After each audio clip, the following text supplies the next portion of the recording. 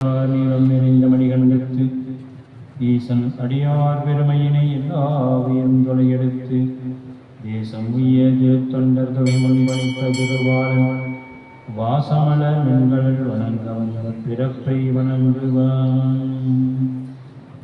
எழுதரு மலைகள் தேரா இறைவனை எண்ணில் கங்குள் பொழிதரு காலத்து என்றும் பூசனை விடாது செய்து தொழுதகை தலைமை செய்த தொடர்ந்து கண்ணீருள் மூழ்கி அழுது அடியடைந்தன் அறிவர் கடிமை செய்வான். பொன்னி வடகரை சேர்நாரை ஊரில் புலக்கை முகமன்னன் 63 பதிதே அரபு செயல் பண்ண அத்தொண்ட தொகை வகை பழுகுமந்தாதி தன்னை சொன்ன மறைக்குல நம்பி பொற்பாதம் துணை துணையே தூக்கு சீவரவு திருத்தொண்டர் தொகை வெளிய வாக்கினால் சொல்ல வல்ல விரான் நீங்கள் பாக்கிய பயனான் பதி கொன்றைவாள் சேக்கிலானடி சென்னில் இருத்துவான். இப்பிறவி ஏழையேன் யான் வாழ்வு பெறவே இணையில்லா பேருழையை இழுத்தந்தி செப்பரிய திருத்தங்கின் சீர்மையெல்லாம் விளங்கி சிறியேனே தேற்றி தன் சிந்தை மயக்கருத்தி ஒப்பரிய நாயன்மார் உணர்வழிய துண்டி ஓதுதற்கும் உரைப்பதற்கும் உள்ளொளியாய் நின்றி சுப்பிரமணிய தேசிய பெரியோய் உங்கள் துணைப்பாத மலர்கள் உளும்பன் என்றும் அடிமை. எல்லாம் வல்ல இருனுடைய பேரர் கருணையும் குருவர்களும் நின்று செய்ய தெய்வ சிவக்கலார் பெருமானால் அருளி செய்யப்பட்ட பெரிய புராணம் என்னும் திருத்தொண்டர் புராணத்தை தொடர்ந்து சிந்திக்கவும் வழிபாடு செய்வோம் நமக்கு வாய்ப்பு கிடைத்துள்ளது. அருள் தரும் தேவகிரியம்மையுடனாகிய அருள்மிகு நஞ்சுண்டேஸ்வர பெருமானின் பேரல் கருணையும் அருள்மிகு அங்கையற்கண்ணி அம்மையுடனவர் அருள்மிகு அழகு செந்தமிழ் சொக்கநாத பெருமான் பேரல் கருணையும் அடியேனை என் நன்னெறிக்கண் ஆட்படுத்திய அருள்குருநாதர் திருவடிகளை மனம் மொழிமைகளால் வணங்கிக் கொண்டும் இங்கே எழுந்தருளிருக்கக்கூடிய அடியார் பெருமக்களின் திருவடிகளை மனம் மொழிமைகளால் வணங்கி இப்புராணத்தை சிந்திக்க முற்படுகின்றோம். திருச்சிற்றம்பலம்.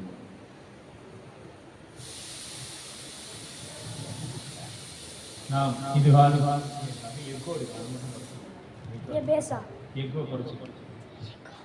இதுகாலம் நாம் இரண்டாவது சருக்கத்திலே ஏனாதி இளைமணிந்த வேல்நம்பி எரிபத்தருடைய புராணத்தை நிறைவு செய்து கொண்டு சென்ற வகுப்பிலே ஏனாதிநாத நாயனார் உடைய புராணத்தை தொடர்ந்து சிந்திக்க இருந்தோம்.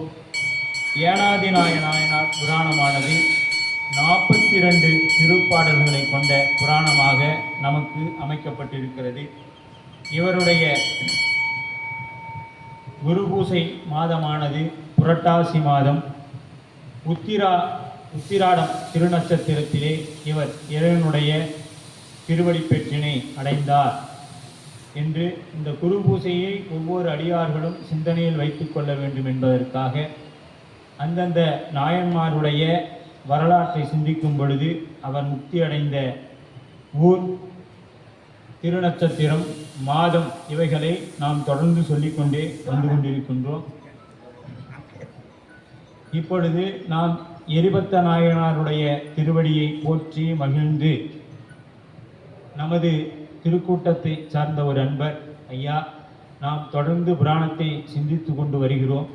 ஒவ்வொரு நாயன்மார் புராணம் சிந்தித்து அவருடைய திருவரலாறு நிறைவு பெறும் பொழுது நாம் அவர்களுக்கு அபிடேக ஆராதனைகள் செய்து அடுத்த புராணத்தை தொடங்கலாம் என்று ஒரு விண்ணப்பம் வைத்திருக்கின்றார்.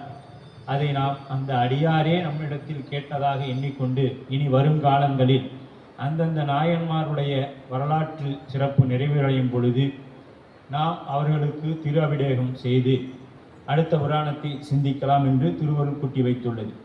அந்த அளவிலே ஏனாதிநாத நாயனார் சரிதமானது நாம் சென்ற வகுப்பில் சிந்தித்தோம். தொகை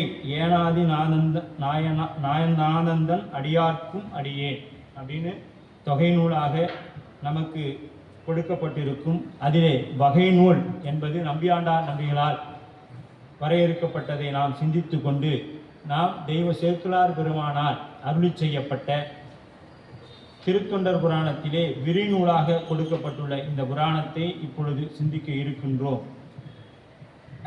ஏனாதி நாதர் அவர் பந்தனை ஏனாதி நாதனை பார்மீடு எய்னனை தன்னுள் அந்தனை தன்னோடு அமர்மலை தான் நெற்றி நீரு கண்டு கைதனி வாழ்விடு ஒளிந்து அவன் கண்டி பயின்றருளும் நிந்தனை ஈழ குட தீபன் என்பார் இந்நீள் நிலத்தே அப்படிங்கிறார். அப்ப இவர் ஈழக்குளம் அப்படின்னா என்னன்னு சொல்லியிருந்தோம். ஈழக்குளம் அப்படிங்கிறது மரம் ஏறும் தொழிலை, கல் இறக்கும் தொழிலை செய்யக்கூடிய குளம். இன்னைக்கு நாம் கொங்கு பகுதியில் சொன்னோம்னு பார்த்தீங்கன்னா சான்றோர் அப்படிங்கிறத சாணார் அப்படின்னு மாற்றிருக்காங்க. அவங்களுக்கு சான்றோர் அப்படின்னு பேருங்க, அதை சாணார் அப்படின்னு சொல்லுவாங்க. இன்னைக்கும் நம்ம பகுதியில் பார்க்கலாம், மரமேறவங்க இருக்கிறாங்க. அந்த குலத்தை சார்ந்தவர், அந்த குலத்தை சிறப்பிக்க வந்தவர் என்று தான் சொல்லணும். அப்படி இவர் அந்த குலத்தின் தீபமாக, தீபன் அந்த ஈழக்குலத்தின் தீபம் அப்படிங்கிறாங்க. அப்போ அந்த குலத்தில் ஒருத்தங்க இருக்கிறாங்க. இப்போ எப்படி நம்ம அதிபத்தர், அவரு அந்த குலத்தோடையது மீனவ குலத்தின் தீபமாக இருக்கின்றார். அப்படி குலத்துக்கு ஒருவர். இப்ப யாருங்க, நம்ம திருநீலகண்டத்து குயவனார், அவர் குயவர் குலத்துக்கு தீபமாக. இப்படி ஒவ்வொருத்தரும் ஏன் இவங்க தானா அப்படின்னா அவர்கள் அந்த தொண்டை செய்ததனால அந்தந்த குலத்தில். இப்போ அதனால தான் நாம் அடியாருக்குள்ள என்ன பார்க்கக்கூடாதுங்க, பேதம் இருக்கக்கூடாது. முதல்ல பேதம் அடியாரிடத்துல இருக்கக்கூடாது. நாம் இன்னார்னெல்லாம் குறிப்பிட்டு இருக்கக்கூடாது. நமக்கு தேவையானது என்ன, திருநீர். சாதனமும் கண்டார், தாமாக விடாடிட்ட திருநீரும் சாதனமும் கண்டால் உள்கி, அது பெருமான்னு சொல்லி அப்பர் சுவாமி சொல்லுவார். இது சிவபெருமானை நமக்கு நினைவுபடுத்தக்கூடியது. எங்க திருநீரை பார்த்த மாத்திரத்தில் நமக்கு என்ன வரணும், நம்ம பெருமானுடைய பேரருள் கருணை நமக்கு நினைவுக்கு வரணும். அப்போ திருநீர் பூசணங்களை பார்த்த மாத்திரத்தில் நம்ம கும்பிட்டோம். இதை தான் மெய்ப்பொருள் நாயனாரும் ஏனாதி நாயனாரும் நமக்கு தொடர்ந்து வலியுறுத்தி வராங்க இந்த புராணத்தில். ஏன்னா திருவேடம் தான் அவங்களுக்கு திருநீருக்காக தன்னுடைய உயிரை கொடுத்தார்கள். ஏன் அப்படின்னா சிவபெருமானுடைய அந்த திருநீர் விளங்கி இருக்க வேண்டும் என்பதற்காக மெய்ப்பொருள் நாயனார் என்ன பண்ணாரு, தன்னை உயிரை எடுத்தவனை கூட கொண்டு போய் ஊரோட எல்லா வரைக்கும் விட்டுட்டு வர்றார், தன்னுடைய உயிரை எடுத்தவனை கூட. அடுத்து இப்போ ஏனாதி நாயனார் என்ன பண்ண போறாரு, திருநீருக்காக தான் உயிரை கொடுக்க தயாராக இருக்கிறார். அப்போ அப்படிப்பட்ட திருநீர் இது கங்காளம் பூசும் கவச திருநீர், கவசமாக இருந்து காக்கக்கூடிய திருநீற்றுக்காக தன்னுடைய உயிரையே கொடுத்திருக்காங்க. அப்ப அவங்க திருநீற்றுக்கு கவசமாக இருந்திருக்கிறாங்க, திருநீற்றுக்கே கவசமாக இருந்திருக்கிறாங்கன்னு தான் சொல்லணும். அப்படி பந்தனை ஏனாதிநாதனை பார்மீடு எய்னனூர் அப்படிங்கிற ஊர்ல இவர் திரு அவதாரம் பண்ணியிருக்கார். இவர் எங்க, எய்னனூர், சோழ நாட்டில் இருக்கக்கூடிய எய்னனூர் தன்னுள் அந்தனை தன்னோடு அமர்மனை தான் நெற்றி நீரு கண்டு, அங்க தன்னிடத்துல போருக்கு வந்த அதிசூரன் என்பவனுடைய திருநீற்றை கண்டு கைதனில் வாழ் விட ஒளிந்து, கையில வாழை விட்டார். எப்படி விட்டார்னா எடுத்த மாத்திரத்துல சண்டைக்கு வந்த உடனே திருநீரை பார்த்த மாத்திரத்துல அவர் அந்த கையில இருந்த வாழை போடல. அந்த என்ன பண்றாரு, சிறிது நேரம் அவரிடத்துல போர் செய்வது போல பாவனா பண்ற, பாவனை அப்படின்னு சொல்லுவோம். நாம் இன்னைக்கு பண்ற வழிபாடு எல்லாமே என்ன, பாவனை வழிபாடு. இறைவன் உணவு சாப்பிடுவான் அப்படின்னு சாப்பிடுங்கன்னு சொல்றோம், அது காமிக்கிறோம், அது பாவனை. அது போல இங்க பாவனை செய்கிறார் ஏனாதிநாத நாயனார், அங்கே பாவனை செய்கிறார், தான் போரிடுவது போல.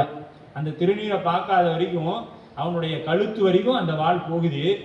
ஆனா அந்த திருநீர் அவன் கழுத்துக்கு வாள் வந்தவொடனே என்ன பண்ணான், அந்த கேடையும் அந்த கட்டை அதை எடுத்த மாத்திரத்தில் பார்த்தீங்கன்னா நெத்தியில திருநீர் தெரியுது. தெரிஞ்ச மாத்திரத்தில் விட்டோமா, ஆகா திருநீருக்காகத்தான் விட்டுட்டாரு, அவர் போரிட்டு வெல்லலை அப்படிங்கிற மாதிரி ஆயிடுங்கிறதுக்காக என்ன பண்றாரு, அதுக்கு பிறகு தாம் சண்டையிடுவது போல நடிக்கிறார் ஏனாதி நாயனார். நடித்து தன்னுடைய உயிரை அவர் அந்த திருநீற்றுக்காக கொடுக்கின்றார் என்பது வகை நூலாக நம்பியாண்டார் நம்பிகள் சொல்லியிருக்கின்றார். அடுத்து விரிநூல்ல முதல் பாடல், புண்டரிகம் பொன்வரை மேல் ஏற்றி புவி அளிக்கும் தன் தள வெண்கவியை தார் வளவ கோநாட்டில் வளவர் சோநாட்டில் வண்டு அரை பூஞ்சோலை வயல் மருத தன்பனை சூழ்ந்து என் திசையும் எரிய சீரியையில் மூது எய்னனூர். இந்த எய்னனூர் எப்படிப்பட்ட ஊர்னா, புண்டரிகம் அப்படின்னா புலி கொடி அப்படின்னு போடு. இப்போ புலி கொடி எங்க வரைக்கும் ஆட்சி செய்தாங்க சோழர்கள்? கைலை வரை ஆட்சி செய்தாங்க, இமயமலை வரை ஆட்சி செய்தாங்க. அப்ப புலி அப்படிங்கிறது வட சொல், வட சொல். அப்படி புவி புண்டரிகம் பொன்வரை மேல், பொன்வரைனா அந்த எங்க கைலாய மலை, அந்த மலைக்கு என்ன மலை? பொன்மலை, வெள்ளிமலை அப்படின்லாம் பேரு. அந்த பொன்மலை மேல் ஏற்றி புவி அளிக்கும் தன் தரள அப்படிங்கிற, புவி அளிக்கும் வடவட்படை மற்றும் தன்னை தொழில், எது போர் தொழில் செய்யக்கூடிய இவர் இருக்கிறார். யாரு? ஏனாதி நாயனார் போர் தொழில் செய்யக்கூடியவராக இருக்கிறார். அவர் ஆனால் அவதாரம் பண்ண குலம் என்ன குலம்? கல் இறக்கும் குலம். அது இருந்தாலும் இவர் என்ன பண்றாரு? போர் தொழில் செய்கிறார். எப்படி செய்கிறார்னா, அந்த சோழர்களுடைய படைகளுக்கெல்லாம் பயிற்சி கொடுக்கக்கூடியவர். அங்க அந்த படைக்கு போகக்கூடியவங்க எல்லாத்துக்கும் போர் பயிற்சி கொடுக்கக்கூடியவராக இருக்கின்றார். சோநாட்டில் வண்டு அரை பூஞ்சோலை வயல் மருத தன்பனை சூழ் அப்படிங்கிற வண்டு. சோழ நாட்டில் என் திசையும் எரிசீர், இறைவனுக்கு திருநீற்றின் சிறப்பை 8 திக்கும் வழிபட வேண்டும் என்பதற்காக, சிறப்பை 8 திக்கும் உணர்ந்து கொள்ள வேண்டும் என்பதற்காக ஏறிய சீர் எயில்மூதூர் எய்னனூர். அப்படிப்பட்ட ஒருவர் திரு எய்னனூர்ல திரு அவதாரம் பண்றார். திருநீற்றை 8 திக்கும் போற்ற வேண்டும், வழிபாடு செய்ய வேண்டும், அதனுடைய சிறப்பை தெரிந்து கொள்ள வேண்டும் என்பதற்காக எய்னனூர் என்ற அந்த ஊரிலே திரு அவதாரம் செய்கின்றார். வேல கரும்பினோடு வெண்கரும்பு தன்வயலில் தாழ கதிர்ச்சாலி தன் ஓங்கும் தன்மையதாய் வாழ குடிதலைக்கும் மன்னிய அப்பொற்பதியில் ஏல ஈழ குல சான்றார் ஏனாதி நாதனார் அப்படிங்கிற. வேல கரும்பினோடு வெண்கரும்பு தன்வயலில், அங்க 2 வைக்கலாம். வேல கரும்பினோடு வெண்கரும்பு, அப்ப அங்க நெல்கள் அதிகமாக விளையக்கூடியதுன்னு சொல்லலாம். இன்னொன்று, அந்த கரும்பை விட நெல் உயரமா இருக்கு. இது நாம் எங்க பார்த்தோம்? நாட்டு சிறப்பலை, சோழ நாடு நாட்டு சிறப்பலை பார்த்தோம். நெல் பயிரை பார்த்து என்ன சொல்றாரு? இது நெல்லோ கரும்போ கமுகோ என்றார். அதை பார்த்த மாத்திரத்தில் என்ன சொன்னாரு? அந்த நெல்லம்பயிரை பார்த்த மாத்திரத்தில் நெல்லோ கமுகுனா பாக்குமரம், பாக்குமரம், கமுகோ கரும்போ என்றார். அவ்வளோ உயரம் வளர்ந்துருந்துதான் நெல்லம்பயிர். அப்ப இங்கேயும் அது போல என்ன சொல்றாரு? நெல்லு பெருசா கரும்பு பெருசா தெரியல, ஆனா நெல்லு தான் பெருசா இருக்கிற மாதிரி தெரியுது, கரும்பு அதை விட சின்னது. இது ஒரு பொருளும் கொள்ளலாம்.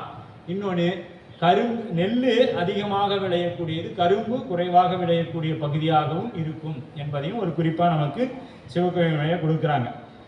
வெண்கரும்பு அப்படின்னா நாம் இந்த சாப்பிட்ற கரும்பு, நாம் பொங்கல் பொழுது சாப்பிட்றோம் இல்லையா, அந்த கரும்பு தான் வெண்கரும்பு. இன்னொன்று வன்கரும்பு இருக்குது, அது நம்ம சர்க்கரையாக அரைக்கிறாங்க இல்லையா, அந்த கரும்பு வந்து வன்கரும்பு. அதை நம்ம கடித்து நம்மளால் சாப்பிட முடியாது, நல்ல கடினமானதாக இருக்கும். இது மென்கரும்பு, ஏன்னா இவர் மென்மையானவர் அப்படின்னு சொல்வதற்காக குறிப்பாக இதை கொடுக்குறார் நம்ம தெய்வ சேக்கிழார் பெருமான் இதை. அப்போ மென்கரும்பு அப்படி நல்ல கருப்பாக உயரமாக இருக்கும். அப்படி வளர்ந்திருக்கக்கூடிய வயல்கள் தாழ கதிர் சாலி தான் ஓங்கும் தன்மையதாய் அப்படிங்கிற அப்படி வளர்ந்திருக்கக்கூடிய அந்த நாட்டில் வாழ குடிதலைத்து மன்னிய என்றும் இருக்கக்கூடிய, மன்னியனா நிலைத்து இருக்கக்கூடிய அப்பொற்பதியில் ஈழக்குல சான்றார் அப்படின்னா, ஈழக்குலம்னா கல் இறக்கக்கூடிய பணியை செய்து கொண்டிருக்கக்கூடியவர். சான்றார் அப்படின்னா சான்றோர் அப்படிங்கிற பேர். சான்றார் அப்படின்னா சான்றோர் அப்படிங்கிறது பொருள். அப்போ சான்றோர் அப்படிங்கிறது இன்னைக்கு மருவி என்ன ஆயிடுச்சு? சாணார் அப்படின்னு வந்துடுச்சு. அந்த குலத்தை ஏனாதி நாதனார், அவர் அந்த குலத்தை சார்ந்த சான்றோராகி ஏனாதி நாதனார் அங்கே திருவதாரம் பண்ணியிருக்காங்க. தொன்மை திருநீற்று தொண்டின் வழிபாட்டின் நன்மைகள் என்ற நலம் என்றும் குன்றாதார் மன்னர்க்கு வென்றி வடிவாள் படை பயிற்றும் தன்மை தொழில் விஞ்சையில் தலைமை சார்ந்து உள்ளார். இவர் எப்படிப்பட்டவன் முதல்ல என்ன சொல்றாருங்க? தொன்மை திருநீர். மற்ற சமயங்கள்ல பார்த்தீங்கன்னா அந்தந்த சமய சின்னங்களுக்கான எந்த ஒரு அடையாளமும் சொல்லப்படாது. அது இப்போ நம்ம வைணவம் உள்பட எந்த நூல்களிலுமே அவங்களுடைய சமய சின்னங்களை போற்றி வழிபாடு செய்யறதுக்கு இருக்காது. ஆனால் நம்மளுடைய சைவத்தில் என்ன பண்ணுறாங்க? சம்பந்த பெருமான் அதற்கு ஒரு பதிகமே கொடுத்திருக்கிறார். ஆலவாயான் திருநீற்று மந்திரமாவது நீரு, வானவர் மேலது நீரு, சுந்தரமாவது நீரு, துதிக்கப்படுவது நீரு, தந்திரமாவது நீரு, சமயத்தில் உள்ளது நீரு, திரு ஆலவாயான் திருநீரே. அப்ப சம்பந்தர் என்ன பண்ணிக்கிறாரு? நமக்கு இதுக்காக ஒரு திருப்பதியுமே சாமி சம்பந்தத்திலிருந்து நமக்கு கொடுத்திருக்காங்க. அப்படி நம் சின்னங்களை போற்றி பகரக்கூடியது. அவர் என்ன சொல்றாரு? கங்காளன் பூசும் கவச திருநீர். இந்த திருநீர் என்ன பண்ணும்? நம்மளைய கவசமாக இருந்து காப்பாற்றும். இப்படி கவசமாக இருக்கக்கூடிய திருநீரை நாம் என்ன பண்றோம்? காலையில எடுத்து பூசுங்க. திருநீர் பூசிட்டு கண் விழிங்க. தூங்கும் பொழுது நெத்தி நிறைய திருநீர் வச்சுக்கிங்க. ஏன்னு கேட்டா எவன் எப்போ வருவானே தெரியாது. அவன் என்ன நம்மகிட்ட சொல்லிட்டா வரப்போறான், எப்போ வரான்னு தெரியாது. எப்போனா ஒரு மஞ்சள் நோட்டீஸ் முதல்ல அனுப்பிடுவார். எப்போ நமக்கு முடி நரைக்குதோ அப்போ மஞ்சள் நோட்டீஸ் வந்துருச்சு, அடுத்தது சிவப்பு நோட்டீஸ் வந்துடும் இல்லையா? அப்போ நம்ம முடி நரைச்சோடனே நமக்கு மஞ்சள் நோட்டீஸ் வந்துருச்சு. நிறைய திருநீரையும் விடாமல் பிடிச்சிக்கணும். நாம் திருநீரை விடாமல் பிடிச்சிக்கணும். அப்போ திருநீரை அந்த பூச தான் நம்மளுடைய வினைகள் நீக்கம் பெறும். அயன் கையெழுத்து அழியணும்னா திருநீர் நெத்தி நிறைய பூசணும். அங்கே தானே அயன் எழுதி வச்சிருக்கிறேன். தலையெழுத்துன்னு சொல்கிறோம்ல, அந்த தலையெழுத்து அழியணும்னா என்ன பண்ணணும்? அந்த திருநீரை அப்படி மங்காமல் பூசும். கங்காளன் பூசும் திருநீற்றை மங்காமல் பூசி மகிழ்வரே யாமாகி. பூசும்போது என்ன பண்ணணும்? மகிழ்ச்சியோடு பூசணும். எப்படி நமக்கு ஒரு பிடித்தமான உணவு கிடைத்தா அதை ஒரு ரூபா சேர்த்து சாப்பிடுவோம் இல்லை? அந்த உணவு என்ன பண்ணுவோம்? ஒரு ரூபா சேர்த்து சாப்பிடுவோம். அதுபோல திருநீரை பூசும் பொழுது அந்த ஒரு உணர்வோட, ஆகா பெருமானுடைய திருநீர் வாங்கும் பொழுது கொடுக்கிறவங்க சிவாயனம்னு சொல்லி கொடுக்கணும். வாங்குறவங்க என்ன வாங்கணும்? திலகவதியார் திருநீர் அளிக்க பெருவாழ்வு வந்தது. பெருவாழ்வுனா என்ன? என்றும் அழியாத வாழ்வு. நம்ம இறந்தோம்னா என்ன ஆகும்? பிறந்துருவோம். அப்ப பிறவா நிலை தரக்கூடியது எது? திருநீர். முக்தி தருவது நீரு. முக்தி வேணும்னு நினைச்சோம்னா திருநீரை மங்காம பூசணும். மாரியம்மன் கோயிலில் திருநீர் வாங்கினாலும் அங்கே சிவாய நாமத்தான் நமக்கு தெரியணும், சிவன் தான் நமக்கு தெரியணும். யாதொரு தெய்வம் கொண்டீராகில் அங்கே மாதொரு பாகனார் தாம் நின்று அருள் செய்வார். அங்கே சிவபெருமான் தான் நமக்கு தெரியணும் இல்லையா? அந்த திருநீர் தெரிஞ்ச மாத்திரத்தில் அப்படி பூசணும்னா தான் நமக்கு முக்தி வேணும்னு நினைச்சா பூசலாம். இல்லைங்க நான் பிறந்து பிறந்து பிழைச்சிக்கிறேங்க, அப்போ பிறந்து செத்துக்கிறேங்கன்னா நீ பூசாம விட்டுற. அப்போ இந்த திருநீரை பூசணும்னா நாம் என்ன பண்ணணும்னா, நமக்கு ஒருத்தரை பார்த்த மாத்திரத்தில் திருநீரை தெரிஞ்சா சிவாய நம்ம கையெடுத்துலாம் என்னால் கும்பிட முடியாதுங்க. சரி மனசுலையாவது சிவாய நம்ம சொல்லிக்கோ. வண்டி ஓட்டிகிட்டு இருக்கிறேன் கும்பிட முடியாது. சரி அப்போ நேரில் பார்க்கும்போது கட்டாயமாக கும்பிடுங்க. கும்பிட்டீங்களா தான் முக்தி. கும்பிட்டாதான் முக்தி. இல்லை இவன் எனக்கு போன வாரத்தில் என்னை கேஸ் போட்டு உள்ளார தரானா, இவனை பார்த்து நான் கும்பிட மாட்டேன். நீ அவனை, அதாவது வேடதாரியை பார்க்காதீங்க. வேடம் போட்டிருக்கிறோன்னு நம்ம பார்க்கவே வேண்டாம். அந்த திருநீர் தான் நம்ம கண்ணுக்கு தெரியணும். அந்த திருநீரை தவிர வேற எதுவும் நமக்கு தெரியக்கூடாது. அவங்க யாரா வேணாலும் இருக்கலாம். நமக்கு எவ்வளவோ பிரச்சனைகள் செய்திருக்கலாம். நம்ம அவரால் ஏகப்பட்ட துன்பங்கள் அப்படின்னு சொன்னது தான். நமக்கு ஒருத்தர் துன்பம் தராங்கன்னா அவங்க காலில் விழுந்து அவங்க நல்லா இருக்கட்டும்னு நினைங்க. ஏன்னா நமக்கு ஒருத்தர் இடர் கொடுக்குறாங்கன்னா நம்மளுடைய தீய வினை நீங்குது. தீய வினை நீங்குது. அப்போ நீக்கம் செய்கிற அவர் எவ்வளோ பெரியவராக இருக்கும். நம்ம வினை எவ்வளோ வலியுது, அதை நம்ம நீக்கம் பெற வழி தெரியாமல் தான் சாமிகிட்ட வரோம். அவர் நம்மளோட வினையை நீக்கிறார். இறைவன் அவர் வழியாகத்தான் நம்மளுடைய வினையை நீக்கிறார். நம்மளுடைய ஒரு வார்த்தைனா பயந்துக்குங்க அவரை கண்டு. ஏன்னா அந்த புகழ் எனக்கு என்ன பண்ணும்? மாணிக்கவாசகர் சொல்வார், புகழே பெரிய பதம் எனக்கு புராணனா நீ தந்து அருளாதேம்பார். எனக்கு தராத புகழை கொடுத்துட்டீங்கன்னா தலகணம் வந்துடும். தலகணம் வந்து அப்புறம் கூடவே எல்லாம் வந்துடும், மீண்டும் பிறவிக்கு போயிடணும். அதனால எனக்கு அதை கொடுக்காது. உலகத்தார் என்னை பேசுவது ஏசினும் நான் உன்னை ஏற்றினும். எல்லாம் உலகத்தாரெல்லாம் பேசட்டும். என்னுடைய வினை நம்ம பேசதான் நம்மளுடைய வினை கழியும். அப்ப நாம அடுத்தவங்க இனிமேல் தப்பா பேசுவோமா? பேசினா என்ன ஆகும்? அவங்க செய்த தீவினை நமக்கு வந்து சேரும். அடுத்தவங்க நான் வாழ்த்தணும்னா அவங்க செய்த நல்வினை நமக்கு வரணும். அப்ப நாம நல்லா இருக்கணும்னு நினைச்சோம்னா என்ன பண்ணணும்? அடுத்தவங்களை வாழ்த்தணும். நாம கெட்டு போகணும்னு நினைச்சோம்னா அடுத்தவங்களை கெடுக்கணும். அடுத்தவங்களை கெடுத்தோம்னா நாம கெட்டு போவோம். அடுத்தவங்களை வாழ்த்தணும்னா நம்ம வாழ்வோம். அது எப்படின்னு நம்ம தான் முடிவு பண்ணிக்கணும். அதுதான் நம்ம கையில் இருக்கு. அப்ப பாவத்தை அறுக்கக்கூடியது. இப்ப எனக்கு பாவமே வேண்டாம் அப்படின்னு நினைச்சுன்னா என்ன பண்ணும்? திருநீரை பூசணும். பாவம் அறுப்பது நீர், பராவணமாவது நீர். பராவணம்னா பராசக்தியின் வடிவமாக இருக்கக்கூடியது திருநீர். திருநீர் பராசக்தியின் வடிவமாக இருக்கக்கூடிய, அப்ப பராவணமாவது நீர். அந்த நீர் பராவணமாக தான் இருக்கு. அப்படி இது இப்ப இது என்ன சொல்றாரு? தொன்மை திருநீற்றின் தொண்டின் வழிபாட்டின் நன்மைகள் நின்ற நலம் என்றும் குன்றாதவர். அந்த திருநீற்றோட நலத்தை என்றும் குன்றாதவராக இருக்கின்றார் அப்படின்னு சொல்ல. இது புறத்தே இருக்கக்கூடிய நிலை. அகத்தே இருக்கக்கூடிய நிலை, இது உள்ள இருக்கக்கூடிய நிலை. இப்ப ஒரு சிலர் திருநீர் பூசி இருக்க மாட்டாங்க, ஆனா அவங்க அடியாரா இருப்பாங்க. ஏன்னா அவங்க கால சூழல், அவங்க பணி இருக்கக்கூடிய இடம் திருநீர் பூசாமல் இருப்பாங்க. அதுக்காக நாம அப்பாலும் அடிச்சார்ந்தார் நிலை அவங்க நிலை. அப்பாலும் அடிச்சார்ந்தார் நிலை. அவங்க வேடம் இருக்காது, ஆனா அந்த திருநீற்றும் திருவேடத்தின் மீது மிகுந்த காதலும் அன்பும் இருக்கும். அப்ப அவங்க திருநீற்றை பார்த்து கும்பிட்டா நாம என்ன பண்ணணும்? அவங்க நம்மளை பார்த்து கும்பிட்றாங்கன்னு நினைச்சிடக்கூடாது. திருநீரை பார்த்து கும்பிட்ட மாத்திரத்துல நாம அவங்கள சிவாய நமன்னு சொல்லிடணும். ஏன்னா அவங்க நம்மளை கும்பிடல, நம்ம யாருன்னு அவங்களுக்கு தெரியாது. அவங்க கும்பிட்றது அந்த திருநீற்றை. ஆகவே நாமளும் அவங்களை என்ன பண்ணிடணும்? சிவாய நமன்னு சொல்லிடணும். அப்படி கும்பிடணும். வழிபாட்டின் நன்மை கண்டு எக்காலத்தும் அதனால் தம் உயிர் போக நேர்ந்தாலும் தாம் அறிந்த அக்காலத்தும். இப்ப திருநீற்றுக்காக என்னோட உயிரே போனாலும் பரவாயில்ல, நான் திருநீற்றுக்காக எதையும் செய்ய தயாரா இருக்கிறேன் அப்படிங்கிற நிலத்துல இருக்கக்கூடிய குன்றாமை, அதன் என்னைக்கும் அதோட நிலையிலிருந்து சற்றும் குறையாதவராக ஏனாதிநாதனாய் இருக்கின்றார். குண்டார் மன்னருக்கு வென்றி வடிவால் படைப்பயிற்றும். மன்னருக்கு வெற்றி தரக்கூடிய அந்த வாழ்படை படைக்கலன்களை சொல்லிக் கொடுக்கக்கூடிய பயிற்சி. இவர் பாலர், மூதுவர், பணியாளர் என்றெல்லாம் போட்டுவாங்க. அப்படி வடிவால் படைப்பயிற்றும் தன்மை தொழில், அதை தொழிலாக செய்யக்கூடிய. இப்ப உள்ளுக்குள்ள இருக்கிறது என்ன?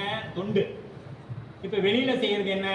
அவருடைய குடும்பத்திற்கும் அவருக்கும் உணவுக்காக செய்யக்கூடிய தொழில் இல்லையா? அப்ப அந்த தொழில் என்ன தொழிலா செய்யறார்? விஞ்சையில். அந்த தொழில இவர் தான் முதல் நிலையில இருக்கிறார். அந்த சோழநாட்டிலேயே யாரு அந்த போர் பயிற்சி எடுத்துக்கணும்னாலும் ஏனாதிநாதன் போங்கப்பா, அவர் சிறப்பா பயிற்சி கொடுப்பாரு, அவர் இடத்துல நாம எடுத்துக்கலாம் அப்படிங்கிற நிலையில இருக்கக்கூடியவங்க தான் இவர். இப்படி அந்த பயிற்சியை எப்படி மன்னருடைய பையனுக்கே பயிற்சி வேணும்னாலும் இவர் இடத்துல அனுப்பிதான் என்ன பண்ணுவாருங்க? பயிற்சி எடுக்க. ஏனாதிநாதர்கிட்ட அனுப்பு, 700 அனுப்பு, அவர்கிட்ட போய் பயிற்சி பெற்றுட்டு வரட்டும் அப்படின்னு சொல்லி மன்னரே, யாரு? சோழ மன்னர்களுக்கே அவருடைய வாரிசுகளுக்கெல்லாம் பயிற்சி கொடுக்கக்கூடிய நிலையில் இருப்பவர். இப்ப இது நாம் உலக வாழ்க்கைக்கு வருவோம். உலக வாழ்க்கையில ஒருத்தர் நல்ல நிலையில் இருந்தா நாம் என்ன செய்வோம்? நல்ல நிலையில் இருந்தா நம்ம கூடவே இருப்பாங்க. ஆனா அவர் ஒரு உயர்வான நிலைக்கு வந்திருப்பாரு. அப்ப அடுத்தது நாம் என்ன பண்ணுவோம்னா, அவர் எப்படி மட்டம் தண்டி கீழே கொண்டு வரதுன்னு தான் செஞ்சு. அது மாதிரி ஏனாதிநாதருக்கும் அவருடைய பங்காளி கூட சித்தப்ப மக்க, பெரியப்ப மக்க, அந்த மாதிரி ஒருவர் நிக்கிறார். இப்ப யாரு? வாளின் படைப்பயிற்சி வந்த வளம் எல்லாம் நாளும் பெரு விருப்பால் நன்னும் கடம்பாட்டில் தாளும் தடமுடியும் காணாதார் தன்மையும் தொண்டு ஆளும் பெருமான் அடித்தொண்டற்கு ஆக்குவார். இதுல வரக்கூடிய பொருளாதாரத்தில் என்ன பண்றாருங்க? அடியார்களுக்காக பயன்படுத்துகிறார். அடியார்களுக்கு அன்னம்பாளிப்பு செய்வதற்கும் அடியார்களை போற்றுவதற்கும் செய்யறார். இப்ப இறைவனுக்கு தொண்டு செய்யறாங்க, அடியார்களுக்கு இவர் தொண்டு செய்யறார். அப்ப இவரோட வருமானம் என்ன பண்ணுவார்? இறைவன் பெருக்கி தருவார். அப்ப இவர் அந்த சோழ நாட்டில் இருக்கக்கூடியவங்க எல்லாரும் என்ன பண்றாங்கன்னா, வாழ் பயிற்சி பெறணும்னா ஏனாதிநாதர்கிட்ட தான் பெறணும் அப்படின்னு வாளின் படைப்பயிற்சி வந்த வளம் எல்லாம் நாளும் பெருகும், நாளும் பெருகிட்டே வருது. அவருடைய அந்த பயிற்சிக்கு வரவங்க என்ன பண்றாங்க? ஒவ்வொரு நாளும் வரவங்க அதிகமாகிக்கிட்டே வராங்க. விருப்பால் நன்னும் கடப்பாட்டில். அப்ப ஒவ்வொரு அப்படியே அந்த கடப்பாட்டுல ஒவ்வொருத்தரும் அப்படியே நிறைய சேர்ந்துக்கிட்டே இருக்கிறாங்க பயிற்சியில. அவரால் சொல்லி கொடுக்க முடியாத அளவில் வருது. இப்போ இவர் ஏன் அப்படி வருது அப்படின்னு பார்த்தீங்கன்னா, இவர் இறைவனுக்கு செய்யக்கூடிய தொண்டு. தன்கடன் அடியேனையும் தாங்குதல், என் கடன் பணி செய்து கிடப்பதே. அப்போ அடியார்களுக்கு நாம் தொண்டு செஞ்சோம்னா என்ன ஆகுங்க? நம்மளுடைய பொருளாதாரம் வளரும். அதை யார் செய்வா? இளையான்குடி மாறநாயனார் குபேரன்ட்ட சங்கநிதி பதிவுநிதி ரெண்டையும் என்னுடைய அடியார்களுக்கு கொடுன்னு அவர் சொல்வார். அடியார்களுக்கு செய்தோமா அது நமக்கு வரும். அப்படி நாளும் நாளும் பல நாள் அப்படியே பலதாக்கிட்டே போகுது. ஒன்று ஒன்றாய் பலவாய் அப்படிங்கிற மாதிரி ஒன்று பலதாக போய்கொண்டே இருக்கு. நன்னும் கட இன்ன திறத்து படுதல் இரத்தல் இன்முகங்கள் காணும் மளவு. அப்ப இவருடைய இரத்தல் எப்படி கொடுக்க கொடுக்க அப்படியே அது வளர்ந்துக்கிட்டே இருக்கு.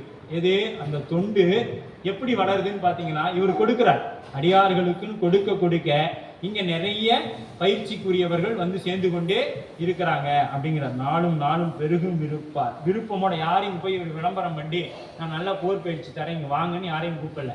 போர் பயிற்சி பெற்றவர்கள் போய் சொன்னதை வைத்து கொண்டு அங்கு நிறைய வந்து அவர் கூட சேர்ந்து கொண்டே விருப்பால் நன்னும் கடப்பாட்டி தாளும் தடமுடியும் காணாதார் தன்மையும் தொண்டு. அப்ப சிவபெருமான் தாளும் தடமுடி காணாதார் அப்படின்னா பிரம்மாவும் திருமாலும் சென்று காண முடியாத தன்மையும் தொண்டும். அந்த தொண்டு அவர்களுக்கு அடியார்களுக்கு செய்யக்கூடிய ஆளும் பெருமான் அடித்தொண்டருக்கு ஆக்குவார். அப்ப அந்த தொண்டர்களுக்கு செய்யக்கூடிய தொழிலாக இது இருந்தது. தொண்டர் இச்சையில் அமுது செய்தார். இப்ப அங்க வரக்கூடிய அந்த தொண்டர்களுக்கு நம்ம எப்படி சொல்றாரு? தொண்டர் இச்சையில், அவங்களுக்கு மாறா விருப்பத்திற்கு மாறா எதுவுமே செய்யல. அடியார்களுடைய விருப்பத்திற்கு மாறாக ஏனாதி நாயனார் எதுவுமே செய்யறதில்லை. நம்ம சேர்க்கிறார் அதான் சொல்றாரு, தொண்டர் இச்சையில் அமுது செய்ய அளித்துறார். ஒருவருக்கு திரு அமுது கொடுக்குறோம், கொடுக்கும்பொழுது ஐயா எனக்கு இன்னும் திரு அமுது இவ்வளோதான் போதும் அப்படின்னா அந்த அடியாருக்கு அதை தான் கொடுக்கும். நம்ம வந்து இல்லைங்க நீங்கள் கோச்சிக்குவீங்க இந்த ஏன் சார்பா அப்படின்னு சொல்லி அந்த உணவை நிறையா அவங்களுக்கு கொடுக்க மனசங்கடத்தை கொடுக்கூடாது. அதை அதிகமாக கொடுத்தாலும் சங்கடம் ஏற்படும் இல்லை. வேற பணம்லாம் கொடுத்தாலும் எவ்வளோ கொடுத்தாலும் சங்கடம் ஏற்படாது. ஆனால் இந்த அமுது திரு அமுது மட்டும் உணவு அது கொடுத்தோம்னா என்ன ஆகுதுன்னா, ஒரு அளவுக்கு மேலே போகும்பொழுது என்ன சாமி வச்சுட்டீங்க என்னால் சாப்பிட முடியாதுக்கு மேலே அப்படி என்ன பண்ணிடுவாங்க, ஒரு வருத்தத்தோட அந்த இலையை மூடி வச்சுருவாங்க, அந்த உணவை மூடி வச்சுருவாங்க. இல்லை கஷ்டப்பட்டு அவரை தன்னை வருத்தி கொண்டு அந்த உணவை உள்ளுக்கு போட்டுக்குவாங்க. இப்போ இதை அந்த மாதிரிலாம் நம்ம செய்யக்கூடாது. தொண்டர் இச்சையில் அமுது செய்ய அளித்துள்ளார் அப்படிம்பார். ஆளும் நாயகர் அன்பர்க்கு ஆவண அளவில் ஊன் மகிழவே நாளும் நாளும் நிறைந்து வந்து நுகர்ந்த தன்மையில் நன்மையால் நீளும் மா நிதியின் மரபு நெடுங்கு செல்வம் நிலாவியன் தோழினால் அளவை இருத்திய தோழனார் என் வலுவும் நாள் அப்படிம்பார். அப்ப ஆளும் நாயகர் அன்பர். ஆளும்னா யாரு? சிவபெருமான் நாயருக்கு அன்பர் அளவிலாத உணவு கொடுத்தே அவர்கள் எவரேனும் தாமாக விடாண்டிட்ட திருநீரும். இப்ப அடியார்கள்னா நம்ம யாரும் நினைக்க வேணாம், திருநீர் வச்சிருக்கிறவங்க அத்தனை பேரும் அடியார்கள் தான். ஆலயத்துக்குள்ள வரக்கூடிய அத்தனை பேரும் அடியார்கள் தான். ஏன்னா அவங்க பக்தராய் பணிவார்கள். சொல்றாரு இல்லையா தொகையடியார், பக்தராய் பணிவார்கள் எல்லாருக்கும் அடியே. இங்க திருமுறை பாடுறவங்களும் அடியார் தான். அவங்க உள்ள வரும்பொழுது திருவேடம் இல்லாம கூட இருக்கலாம். ஆனா நம்ம பார்த்த வரைக்கும் யாருங்க, அவங்க உள்ளார வந்துட்டாவே அடியார் தான். அப்ப எவரேனும் அத்தான் அப்புறம் சொன்ன, எவரேனும் தாமாக இடாடிடத்திட்ட திருநீரும் சாதனமும் கண்டால் உள்கி உவராதே அவரவரை கண்டபொழுது உகந்து அடிமை திறம் நினைந்து ஆங்கு உவந்து நோக்கி இவர் தேவர் அவர் தேவர் என்று சொல்லி இரண்டு ஆட்டாது ஒளிந்து ஈசன் திறமே பேணி தவறாதே தொழும் அடியார் நெஞ்சத்துள்ளே கன்றாப்பூர் நடுதறியை காணலாமே. சிவபெருமானை எங்க காணலான்னா, யார் அடியாரிடத்தை இப்படி கும்பிட்டுகிறாங்களோ அவங்களுடைய நெஞ்சத்துள்ள கன்றாப்பூர் நடுதறியை காணலான்னு அப்பர் சொல்றாரு. அப்பர் பெருமான் எங்க சொல்றாரு, நீ சுவாமி அங்கே இங்கெல்லாம் தேடாத, எவரேனும் தாமாக இடாடிடத்திட்ட திருநீரும், அவங்களே தானா பூசியிருக்கணும். அந்த அன்போட பூசுற அன்பர்களுடைய உள்ளத்திலும் திருநீரும் சாதனமும் கண்டால் உள்கி, அந்த திருநீரையும் உருத்திராக்க, சாதனம்னா உருத்திராக்கம், இதை பார்த்த மாத்திரத்துல நம்மளுடைய மனம் கசியணுங்க, கசிந்து உள்ளுருகி அந்த மனம் கசியணும். அப்படி அந்த கசியக்கூடிய மனம் வராதே அவரவரை கண்ட பொழுது அவங்கள பார்த்த மாத்திரத்துல புகந்து அடிமைத்திறம் நிறைந்து, அவங்களுடைய அடிமைத்திறம், ஆகா இவங்க பெருமானுடைய அடியார்களாச்சு, அப்படின்னு அவங்களுடைய அடிமை திறத்தை நினைந்து ஆங்கு உகந்து நோக்கி இவர் தேவர் அவர் தேவர், இவர் தேவர் அவர் தேவர்னா அந்தந்த சாமிலாம் இல்லை, இவர் அவங்களோட சேர்ந்தவர் இவர் இவங்களோட சேர்ந்தவர்லாம் பார்க்காத, அப்படிலாம் என்னைக்கும் பார்க்காத. திருநீரை பார்த்து தேவர் என்று சொல்லி 2 ஆட்டாது ஒளிந்து ஈசன் திறமே பேணி, ஏகாரத்தில் சொல்ற பாருங்க, ஈசன் திறமே பேணி. அந்த திருநீரை பார்த்த மாத்திரத்துல அவர் எங்க நமக்கு என்ன நினைவு வரணுங்க? இப்போ ஒரு நெத்தியில திருநீரை பார்த்த மாத்திரத்துல என்ன நினைவு வரணும்? நம்ம பெருமான் கைலாயநாதர் தான் நமக்கு வரணும், வேற எதையும் தெரியக்கூடாது. அந்த வேடம் தாங்கி இருக்கக்கூடிய உருவம் நமக்கு தெரியக்கூடாது. இப்ப நம்ம ஒரு காவல்துறையில் இருக்கிறாங்க, அவங்க ஆளை பார்த்து பயப்படுறோமா அந்த ஆடையை பார்த்து பயப்படுறோமா? ஆடையை பார்த்து தானே பயப்படுறோம். கந்த புராணத்தில் அதுதான் சொல்லுவார். அதாவது வீரபாகு தேவர் கூட 8 பேர் வந்திருப்பாங்க, அவரோட சேர்த்து 9. அந்த 8 பேரையும் அஜமுகாசூரன் என்ன பண்ணுவான்னா கொன்று கைலாயத்தில் கொண்டு போய் மறைச்சி வச்சுருவார். இவர் சூரபத்மன் அங்கே எங்கெல்லாம் தேடி பார்ப்பாரு, நம்ம வீரபாகு தேவர் தேடி பார்ப்பாரு, எங்கேயும் கிடைக்க மாட்டாங்க இவங்க 8 பேரும். அது என்ன பண்ணுவார், முருகப்பெருமானோட வேலை எடுத்து காலனே என்னுடைய தம்பிகளை திருப்பி அனுப்பு அப்படின்னு சொல்லி வேலை இங்கேருந்து யமலோகத்துக்கு அனுப்பிடுவார். அந்த வேலை பார்த்த மாத்திரத்தில் ஆகா இது முருகப்பெருமானுடைய ஆயுதம் ஆயிடுச்சே, இதில் வேற இப்படி சொல்லிக்கிட்டே நாங்கள் அவங்களை எதுவுமே பண்ணவே இல்லையா அப்படின்னு சொல்லிட்டு அவர் அந்த வேலோட யமன் எங்கே வராரு, இங்கே முருகப்பெருமான் இருக்கக்கூடிய திருச்செந்தூருக்கு வராரு.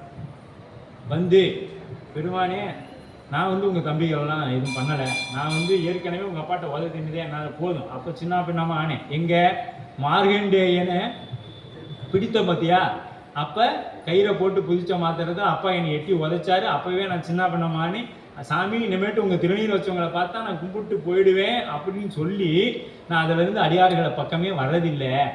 அதனால் நான் என்ன பண்ணேன் அப்படின்னா, நான் இது எங்கே இருக்கிறாங்கன்னு கண்டுபிடிக்கணும், தன்னுடைய ஞான திருஷ்டியை அப்படியே தியானத்தில் உட்காந்து கண்டுபிடிக்கிறார். கைலாயத்தில் மறைஞ்சிக்கிறாங்க, அவங்களை கொண்டு வந்து கொடுத்துட்டு இனிமேல் இந்த மாதிரிலாம் பண்ண மாட்டேன் சாமி, நான் இந்த என்னைக்கும் அடியார்களை தொந்தரவு பண்ண மாட்டேன் அப்படின்னு சொல்கிறார். இதுக்கு இன்னொரு கதையும் சொல்லுவாங்க. அதாவது சிவபெருமான் யாரெல்லாம் பெரிய புராணம் கேட்டுக்கொண்டிருக்கிறார்களோ, அடியாருடைய புராணத்தை கேட்டுக்கொண்டிருக்கிறார்களோ அவரை யமன் நெருங்க மாட்டான்.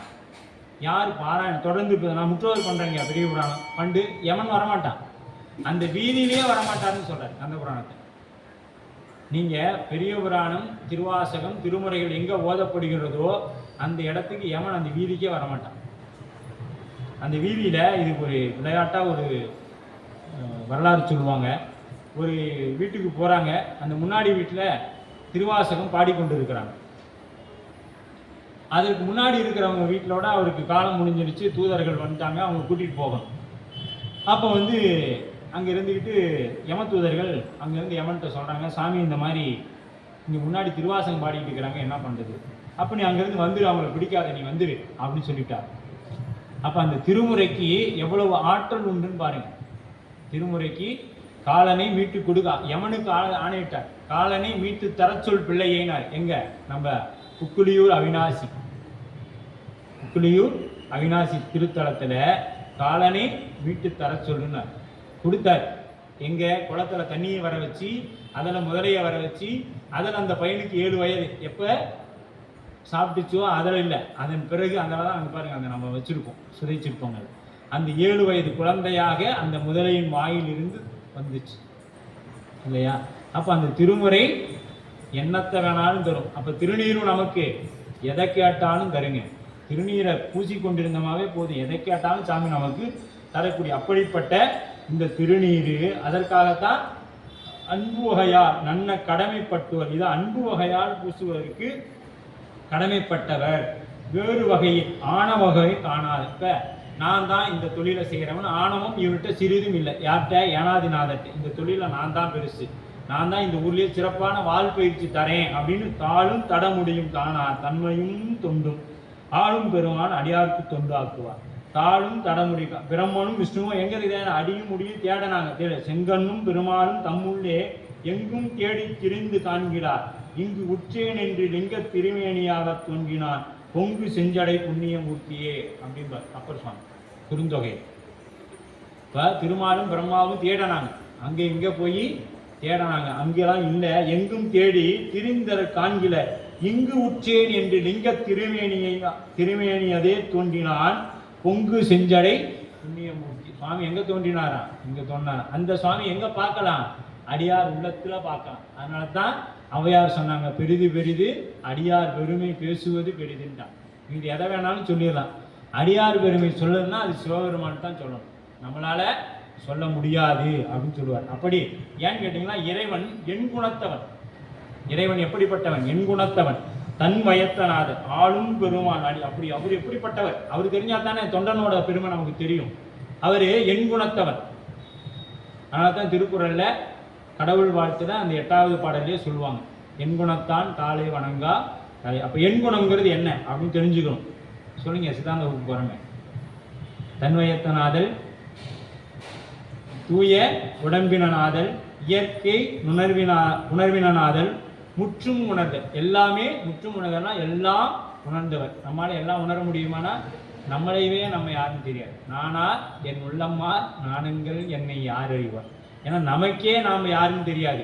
அப்புறமேட்டு எங்க போய் நீங்க யாருன்னு நான் தெரிஞ்சுக்கிறது? சிவம் அப்படி அல்ல, முற்றும் உணர்தல். இயல்பாகவே பாசங்களிலிருந்து நீங்க, நமக்கு ஒரு பாசத்தை நீக்கணும்னா ஒருவர் வேணும், கூட்டுறதுக்கும் வேணும், நீக்கிறதுக்கும் வேணும்.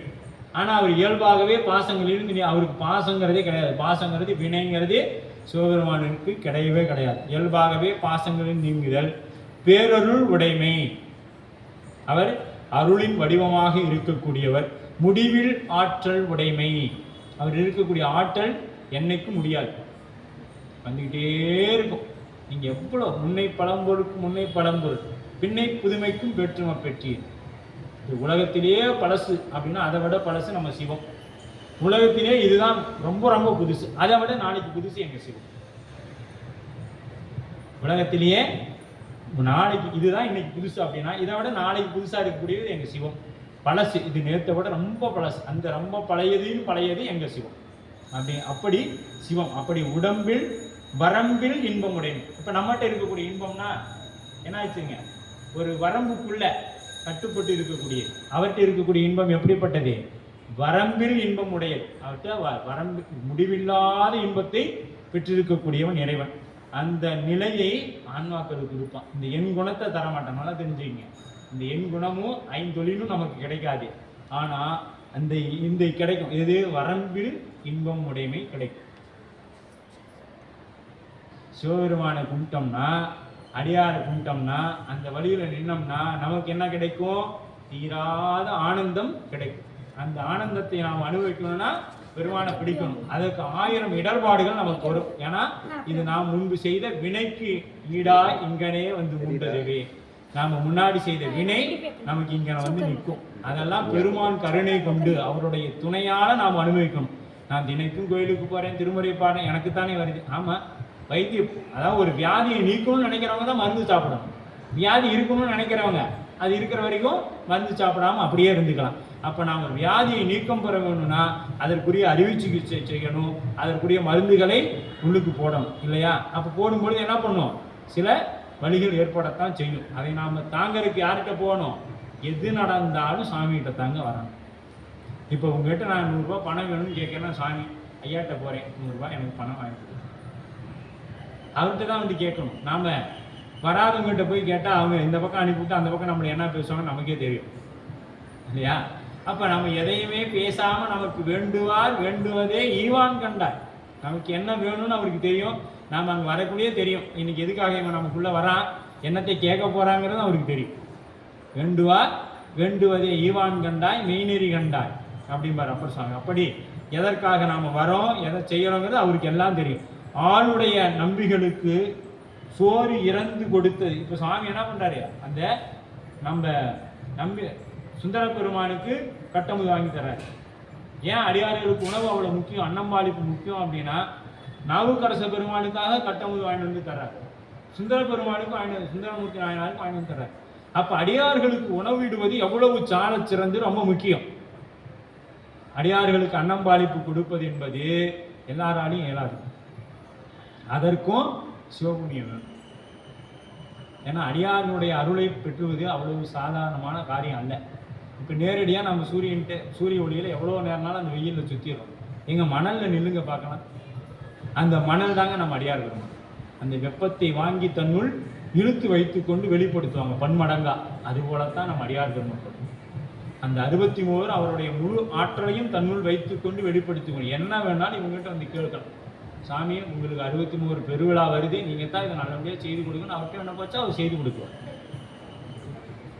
அப்போ நாம் எல்லாம் அவர் தான் தொண்டர் ஆளும், தொண்டர் செய்யும் பெரும் ஆளுகின்ற பெருமை தரக்கூடியது. அது அடித்தொண்டரும் மற்ற பற்றில்லா. அடித்தொண்டனா யாருங்க? மற்ற பற்றில்லாதவங்க. சிவபெருமான் பற்றி தவிர வேறு பற்றில்லா. மற்ற பற்றி எனக்கின்றி நின் திருப்பாதமே மனம் பாவித்தேன், பெற்றலும் பிறந்தே கற்றவா உன்னை நான் மறைக்கணும் சொல்லுனா நமச்சிவாய். நாம மறந்துடலாங்க. இப்ப இந்த சிவநாமத்தை சொல்லிக்கொண்டே இருந்தோம்னு வச்சுங்க, ஒரு இடத்துல போய் ஒரு கால் இடிச்சிட்டோம், என்ன பண்ணுவோம்? சிவ சிவா சிவாயனம். இது எங்க இருந்து வரும்? நாம் ஏற்கனவே அதை சொல்லி கொண்டிருந்தா வரும். இல்லைன்னா என்ன பண்ணுவோம்? நம்ம யம தர்மராஜாவோட மனைவி தான் கூப்பிடணும். ஐயோ இடிச்சோம்னா ஐயோ இடிச்சிருச்சே அப்படின்னு யார் சொல்லுவோம்? யம தர்மனோட மனைவியை கூப்பிடுவோம். நம்ம சிவபெருமானுடைய பெயரை சொல்லி சொல்லி பழகிட்டோம்னா என்ன ஆகும்? சிவ சிவா பெருமானே நஞ்சுண்டேஸ்வரா அப்படின்னு சொல்லி நம்ம அந்த இடிச்சுக்கிட்டதுக்கு சுவாமியோட நாமத்தை சொல்லுவோம். எப்பெல்லாம் பேரை சொல்கிறோனோ நாம் பாருங்க, திருநீர் வச்சவங்களை கும்பிட்டமாவே நம்ம வீட்டிலேருந்து வரத்துக்குள்ள 10 டைம் சிவாய நம்ம சொல்லிடலாம். 10 முறை குறைஞ்சபட்சம். இது அடியனோட கணக்கில் குறைஞ்சபட்சம் அவர் வீட்டில் இருந்து ஆலயத்துக்கு வரக்குள்ள ஒரு 10 பேரை பார்த்துருவோம். அந்த 10 முறையும் சிவாய நம்ம சொல்லிடுவோம். இப்போ ஆலயத்துக்கு வரக்குள்ள 10 முறை, இங்கே வந்து சொல்கிறோமோ சொல்லியோ போகும்பொழுது 10 முறை.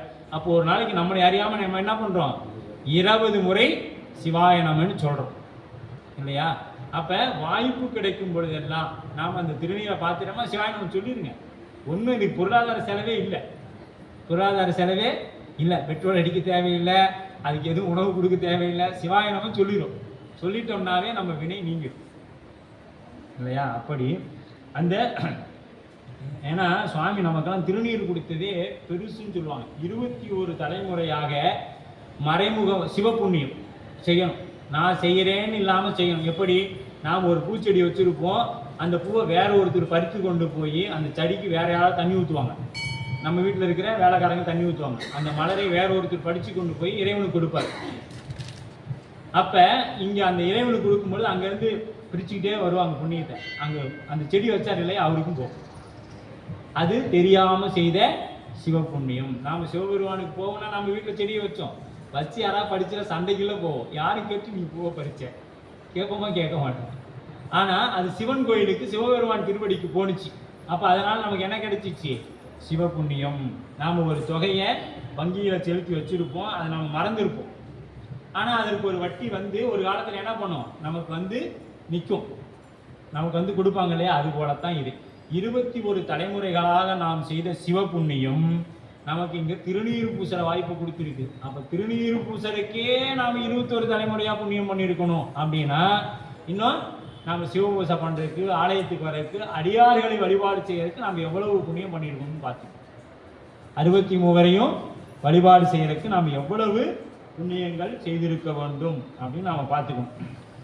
அப்போ 5வது பாடல், நல்லார்களும் போற்றும் நன்மை துறையின்கண் எல்லாத செய்கை இயல்பின் ஒழுகும் நாள் தள்ளாத தங்கள் தொழில் உரிமை தாயத்தின் உள்ளான் அதிசூரன் என்பான் உளன் ஆனான். இப்ப என்ன பண்றாருங்க? நல்லார்களும் போற்றும் நன்மை துறை. நல்லார்களும்னா பகைவர்களும் போற்றக்கூடியவர். ஏனாதிநாதன் என்ன பண்றாரு? எப்படிப்பட்டவருங்க? பகைவர்களும் போற்றக்கூடியவர்கள். அதான் நல்லார்களும் போற்றும் நன்மை துறையின் கண். அந்த துறையில இவருக்கு மிஞ்சி யாரு சொல்றா? இத நமக்கு எதிரியா இருக்கிறவர் கூட என்ன சொல்றாரா? இவர் இந்த துறையில இவர் அடிச்சுக்கிறதுக்கு ஆளே இல்லப்பா நம்ம சோழ நாட்டிலேன்னு பாராட்டக்கூடிய அளவுல அவருடைய அந்த பயிற்சி இருந்தது. எல்லாத செய்கை, எல்லாதனா தகாத பொறாமை அப்படின்னு சொல்லுவோம். எல்லாத செய்கை இயல்பின் ஒழுகும் நாள். இப்படி கணக்கில் அடங்காத அன்பர்கள் வந்து செய்து கொண்டிருக்கக்கூடிய இந்த ஒரு நாள் ஒழுகும் நாள். இந்த நாள் வந்தாவே அங்கே சுவாமி வந்துடுறாருன்னு அர்த்தம். ஒழுகும் நாள், அந்த ஒரு நாள் அமர்நீத நாயனார் புராணத்தில் சொல்லுவார். அந்த ஒரு நாள் அது இங்கே ஒழுகும் நாள் தள்ளாத தங்கள் தொழில் உரிமை தாயத்தினா அப்பா வழி சொந்தம். அது எப்படி சொல்லுவோம்? நாம பங்காளி. பங்காளி அப்படின்னு தாயத்தின் அப்படின்னா பங்காளி என்ன பண்றாரு, உள்ளான் உரிமை. அந்த உரிமை உள்ளவங்க யார் உரிமை உள்ளவங்க? இப்போ நமக்கு அடுத்து யார் செய்யறா இருப்பாங்க? நம்ம வீட்டில் நம்ம தான் ஒரு பையன். அப்போ அந்த ஒரு உரிமையா அதை எடுத்து செய்யவங்க யாரு? நம்ம சித்தப்பா பையன், பெரியப்பா பையன், அவங்க தான் உரிமை உடையவர்கள்னு சொல்லுவாங்க. அப்போ அந்த மாதிரி இந்த மாதிரி உரிமை தாயத்தின் உள்ளான் அதிசூரன் என்பான் உளனாவான். இப்போ அங்கே என்ன பண்ணான்? அதிசூரன் என்பவன் ஒருத்தன் அங்கே இருக்கின்றான். பாருங்க, அவர் திருநீர் பூசாத வரையும் ஏனாதி நாயனார ஒன்றும் பண்ணவே முடியல. திருநீரை பூசாத வரைக்கும் ஒன்றும் செய்ய முடியல. அப்படி உளான் அதிசூரன் என்பான் உளன் ஆனான். அப்ப அதிசூரன் என்பவன் அங்க ஒருத்தர் இருக்கிறாரு. அவர் எப்படிப்பட்டவர்னா பங்காளி. அந்த தொழில அவரும் அந்த ஒரு தொழிலை செய்துட்டு வர்றார். ஏதாவது இவரும் போர் பயிற்சி செய்து சொல்லி கொடுக்குறாரு. இவரும் அங்க இருக்கிறவங்களுக்கு போர் பயிற்சி செய்யறாங்க. ஆனா அவர் ஏனாதிநாத நாயனாக்கு இருக்கிற கூட்டம் இவர்கிட்ட இருக்கிறது. அங்க இருக்கிற கூட்டம் இவங்களுக்கு வர்றதில்லை, அதிசூரன்ட்ட வர்றதில்லை. இவர்கிட்ட எப்போ பாரு கொஞ்சம் குறைவான அன்பர்கள் தான் இருக்கிறாங்க. இதை பார்த்த மாத்திரத்தில் என்ன ஆகும்? நாம் இப்போ ஒரு தொழில் செய்கிறோம், நம்ம எடப்பாடில் அடியானுக்கு தெரிஞ்சு என்ன பண்ணுவாங்கன்னா, ஒரு துண்டோட விலை 6 ரூபாய்ன்னு வச்சுக்கோங்க. ஒரு உதாரணத்துக்கு 60 ரூபான்னு வச்சுக்கலாம். பக்கத்து வண்டிக்கார் என்ன பண்ணுவார், அதே ரகமே போட்டிருப்பாரு. இப்போ இவருக்கு என்ன பண்ணால் 60 ரூபாய்க்கு அவன்ட்டு இத்தனை பேர் போகுது, நாம் 58 ரூபாய்க்கு கொடுப்போம். அதனால் இவர் 58 ரூபாய்க்கு கொடுப்பாரு. இப்போ அடுத்த நாள் வர பார்ட்டி என்ன பண்ணுறாரு, அவர் 58 ரூபாய்க்கு சேம் குவாலிட்டி அதே அவர் தான் தராரு, நீ தரமாட்டேங்கிற, நான் அவன்கிட்ட எடுத்துக்கிறேன். அப்படி தான் நம்ம எடப்பாடியில் தொழில் வந்து எப்படி நசுங்கி போணுச்சுன்னா இப்படி தான் போணுச்சிங்க. ஒரு தொழிலாம் இவ்வளோ தான், இந்த பிராண்டு இவ்வளோ தான் ஃபிக்சர் பண்ணியிருந்தால் அந்த தொழில் இன்னைக்கு வரைக்கும் அப்படியே தான் இருந்திருக்கும். ஆனால் அவங்க பிழைக்கிறாங்களே, அவனுக்கு வியாபாரம் ஆகுது, எனக்கு வியாபாரம் ஆகுதுன்னு என்ன பண்ணாங்க, இந்த தொழிலையே சுத்தமாக முடிச்சு வச்சுட்டோம். அதுதான் இங்கே இவனும் அதிசூரனும் பண்ணுறான். என்ன பண்ணுறாருன்னா, அவர்கிட்ட நிறைய பேர் வராங்க. ஏன் வராங்க? அவர் நன்மை குணத்துக்கு அடியார்களுக்கு உணவு கொடுக்குறாரு, அதனால எல்லாரும் வராங்க, அவரிடத்துல போய் செய்யறாங்க. அவருக்கு இறைவன் அந்த ஆற்றலை கொடுக்குறாரு. ஆனால் இவருக்கு என்ன ஆகுதுங்க, குறைந்து கொண்டே போகுது. அங்கே ஏறிக்கொண்டே போகுது, இங்கே குறைந்து கொண்டே வருது. இப்போ அதனால் என்ன பண்ணுறாரு, இவரு அடுத்து திட்டமிடுறாரு, என்ன பண்ணலாம். நம்ம அடுத்தவன் பொழைச்சாலே நமக்கு பிடிக்காது, பங்காளி பொழைச்சா நம்ம விடுவோமா? விட மாட்டோம் இல்லையா? அது மாதிரி இங்கே என்ன பண்ணுறாரு, அதிசூரன் அவனை பிழைக்க விடக்கூடாதுங்கிற முடிவுக்கு வந்துட்டாரு. மற்றவனும் கொற்ற வடிவாள் படை தொழில்கள் கற்றவர்கள் தன்னில் கடந்து உள்ளாரில்லை என்னும் கொள்ளுது. இப்போ என்ன பண்ணுறோம், ஒரு இடத்துக்கு நாம் போகிறோம், பார்த்த மாத்திரத்தில் ஐயா நீங்களா வாங்க, இங்கேயா நிற்கிறீங்க, நீங்கள் முதல்ல வாங்கிட்டு போங்க, இல்லைன்னா நீங்கள் வாங்க உட்காருங்க சேர் அப்படின்னு. ஏப்பா நாங்கள் போய் நின்று, நான் யார் தெரியுமா, நான் ஒரு நாளைக்கு கோயிலுக்கு எத்தனை முறை போகிறேன் தெரியுமா அப்படி நம்ம போய் அங்கே நம்ம பெருமையை நாம் பேசிக்கிட்டு இருக்கக்கூடாது. நம்மளைய பார்த்த மாத்திரத்தில் ஐயா நீங்களா வாங்க அப்படின்னு சொல்கிற அளவில் தான் நாம் இருக்கணும். ஆனால் இவன் எப்படி, நான் ஏனாதிநாதன், நம்ம தான் அது. இப்போ ஏனாதிநாதனுங்கிற கேரக்டர் அந்த கதை யாருன்னா நாம தான். நாமெல்லாம் இல்லையோ என்னை வச்சுங்க எல்லாரும் இல்லையா, என்னை எடுத்துங்க. யாரு, அதிசூரன்கிறவன் முருகன் அப்படின்னு வச்சுக்கிங்க இல்லையா. அதிசூரன்கிறது யாரு, முருகன். எங்கே போனாலும் எங்கே போனாலும் எல்லா பேருமே எனக்கு தான் வேணும், நான் தான் இதை செய்யணும் இப்படின்னு நினைக்கிறேன், அப்படி வச்சுக்கலாம். மற்றவனும் கொற்ற வடிவால் படை தொழில். இப்போ அவனும் யாரு, அதிசூரனும் அந்த வாழ் பயிற்சி செய்யக்கூடிய தொழிலே செய்து வருகிறான். கற்றவர்கள் தன்னில் கலந்து உள்ளார் இல்லை. இந்த வாழ் பயிற்சியில் என்னை விட பெரியால் இந்த லோகத்திலேயே கிடையாது, எங்க இந்த உலகத்திலேயே கிடையாது அப்படிங்கிற ஒரு முடிவுக்கு வந்துட்டார் அவர். ஆனா என்னை விட திறமைசாலி யாருமே இல்லை. ஆனா எல்லாரும் எதுக்கு ஏனாதிநாதத்தை போறாங்க, ஏனாதிநாதத்தை போறாங்க. இல்லை என்னும் பெருமையால் மாநிலத்து மிக்க, இந்த மாநிலம்னா இந்த உலகத்திலேயே, மாநிலம் உலகத்திலேயே மாநிலத்து மிக்க பெருமிதம் வந்தது. அப்ப இதை ஒரு முறை நல்லா சொல்லணும்னா மகாபாரதத்துக்கு தான் போகணும். அர்ஜுனனுடைய அந்த வில்லை யாராவது குற்றம் சொல்லிட்டாங்கன்னா ஒன்று அவங்களை இவர் கொண்டுடுவார், இல்லைன்னா இவர் செத்துக்குவார், இவர் செத்து போயார். இதுதான் அவர் எடுத்துக்கொண்ட கொள்கை. அர்ஜுனனோட தனுவை வந்து யாராவது குறை சொல்லிட்டாங்கன்னா ஒன்று அவங்கள கொண்டுடுவார், இல்லைன்னா இவர் தன்னை மாற்றிக்கும். இதுதான் அவரோட எண்ணம், அவரோட கொள்கை. அது மாதிரி என்ன பண்றாருன்னா, இவர் தருமனே சொல்லிட்டார், உன்னோட வில்லுனா பெருசா இல்லை அப்படின்னு சொல்லி அர்ஜுனன்ட்ட சொல்லிட்டார். இப்போ அண்ணனை போய் கொல்ல முடியுமா? முடியாது. உடனே வேகமாக அண்ணன் இருந்து போறாரு. கிருஷ்ணன் பார்க்குறான், என்ன இங்கே வா, உங்களுக்கு என்ன பிரச்சனை இவ்வளோ வேகமா? இல்லை சாமி, நான் போய் சாக போகிறேன். ஏன்டா தற்கொலை பண்ணிக்கிறேன் அப்படின்னு. இல்லை நான் வந்து இது மாதிரி தர்மன் வந்து என்னோட வில்ல தப்பாக பேசிட்டாரு, அதனால் நான் வந்து உயிரை மாச்சிக்கிறேன், தற்கொலை பண்ணிக்கிறேன். ஏன்னா தற்கொலை தானே பண்ணிக்கணும், இங்கே வா, போய் அந்த மேடையில் ஏறி நின்று அப்படின்னாரு. நான் தற்கொலை பண்ணிக்க போகிறேங்கிறேன் கிருஷ்ணா, நீ விளையாடாத, நான் தற்கொலை பண்ணிக்க போகணும், விளையாடாத அப்படின்னு சொல்ல. இல்லை நீ போய் அங்கே அந்த மேடையில் ஏறு அப்படின்னு சொல்ல. சரி ஏறிட்டு சொல்லு, உன்னை பற்றி நீயே ஒரு 5 நிமிஷம் புகழ்ந்து பேசு அப்படிங்கிற, உன்னை பற்றி நீயே பெருமையாக பேசு அப்படிங்கிற. கிருஷ்ணா, நான் சாக போகிறேன், தற்கொலை பண்ணிக்க போகிறேன்னு சொல்கிறேன், மறுபடியும் நீ விளையாடுற, நீ உன்னை பற்றி 5 நிமிஷம் புகழ்ந்து பேசு அப்படிங்கிற. அவரும் ஒரு 5 நிமிஷம் புகழ்ந்து பேசு, இப்போ போகிறேன் அப்படின்னு. அவ்வளோதான், நீ செத்து போயிட்ட. என்னைக்கு உன்னை பற்றி நீயே புகழ்ந்து பேசுறீங்களோ அன்னைக்கே நீ தற்கொலை பண்ணிட்ட, செத்துட்டேன், போய் வேலையை பாரு அப்படின்னா. ஆமாம், அதைத்தான் சொல்கிறோம், அதைத்தான் நம்ம சொல்கிறோம். நாமே பெருமையாக பேசிக்கிறோம். தம்மை அப்படியே அழுக்காறு, இது ஒன்று வந்துருச்சுன்னா இதுதாங்க அழுக்காறு அப்படிங்கிறது. அந்த ஒன்று வந்துருச்சுன்னா, அந்த அழுக்காருங்கிற ஒன்று வந்துருச்சுன்னா நம்ம எல்லாமே கூட்டிகிட்டு போயிடும். திருக்குறளில் தான் அதுக்கு போகும். அழுக்காறு அப்படிங்கிறதுக்கு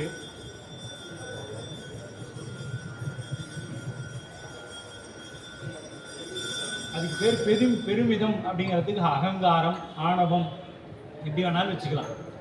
அகங்காரம், ஆணவம் இப்படிலாம் வச்சுக்கலாம். அது திருக்குறள் சொல்வார், அவ்வி தழுவார் உடையானை செய்வாள் தவ்வனையும் காட்டிவிடும் அப்படின்னா, அவ்வி அழுக்காருடையானை செய்யவள் அப்படின்னா திருமகள். அழுக்காருனா பொறாமை குணம், நான் தான் பெருசு, என்னால் தான் எல்லாம் முடியும் அப்படின்னு யாரெல்லாம் நினைக்கிறாங்களோ அப்படி அவங்களுக்கு என்ன பண்ணுன்னா செய்யவள்னா திருமகள் என்ன பண்ணுவான்னா, தவ்வை அப்படின்னா அக்கா.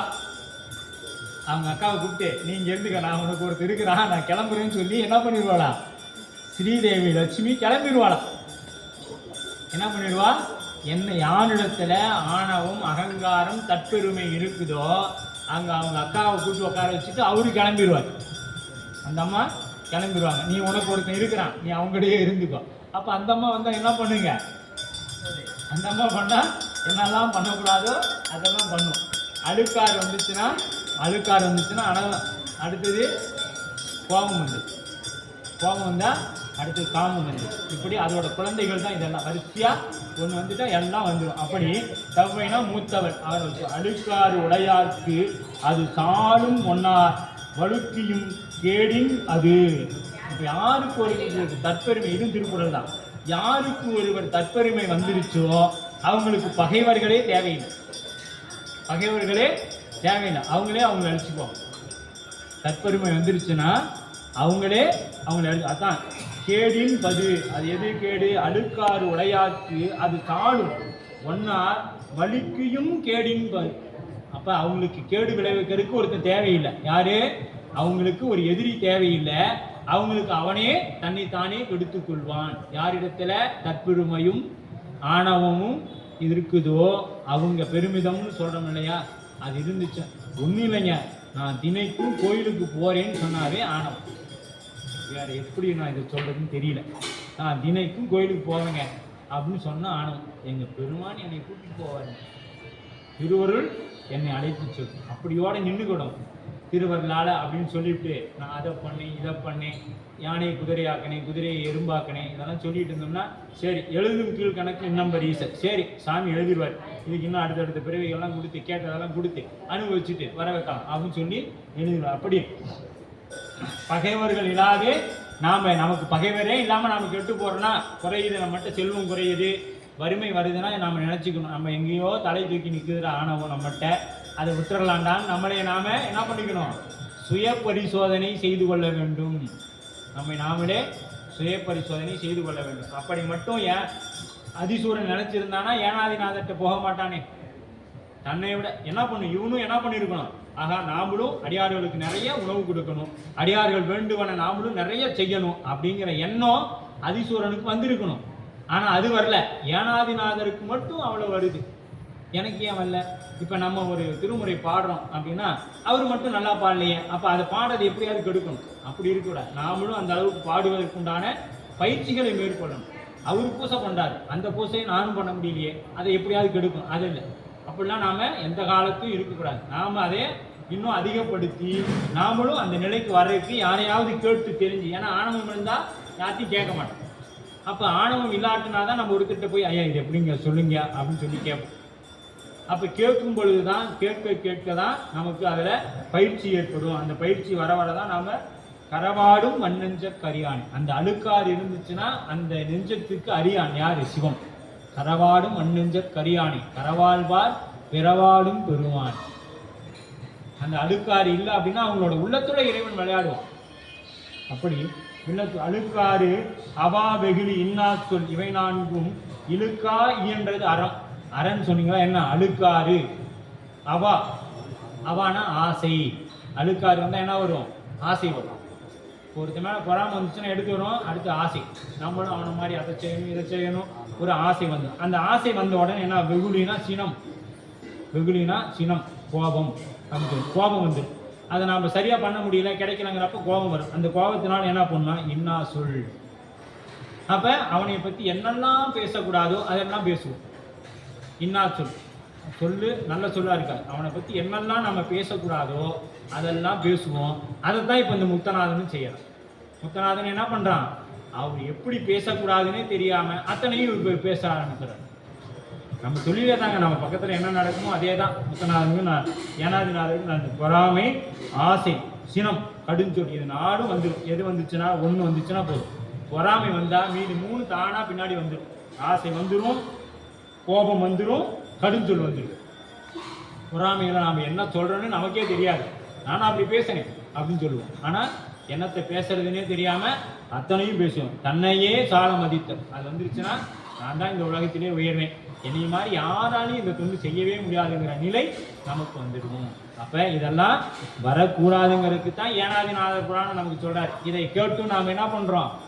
அவங்க தான் பாடணுமா, இவங்க தான் இந்த தொண்டு செய்யணுமா அப்படின்னு நாம் நிற்கக்கூடாது. அது பரவாயில்லையே, சிறப்பாக செய்கிறாங்க, நாமளும் இதை இன்னும் சிறப்பாக செய்யறதுக்கு உதவி பண்ணணும். இல்லைன்னா நாமளும் இன்னும் நம்மளை நாம் வளர்த்தி கொள்ளணும். அவங்கள மாதிரி நல்லா பாடுவதற்கும் திருத்தொண்டு செய்யறதுக்கும் நம்மளை நாம் வளர்த்தி கொள்ளணும். அது எங்கே போய் கேட்கணும்? அவரிடத்துல ஆட்டி வைத்தால் ஆறு ஒருவர் ஆடாத. அவர்கிட்ட போய் கேட்டோம்னா அவர் தான் ஆட்டி வைக்கணும்.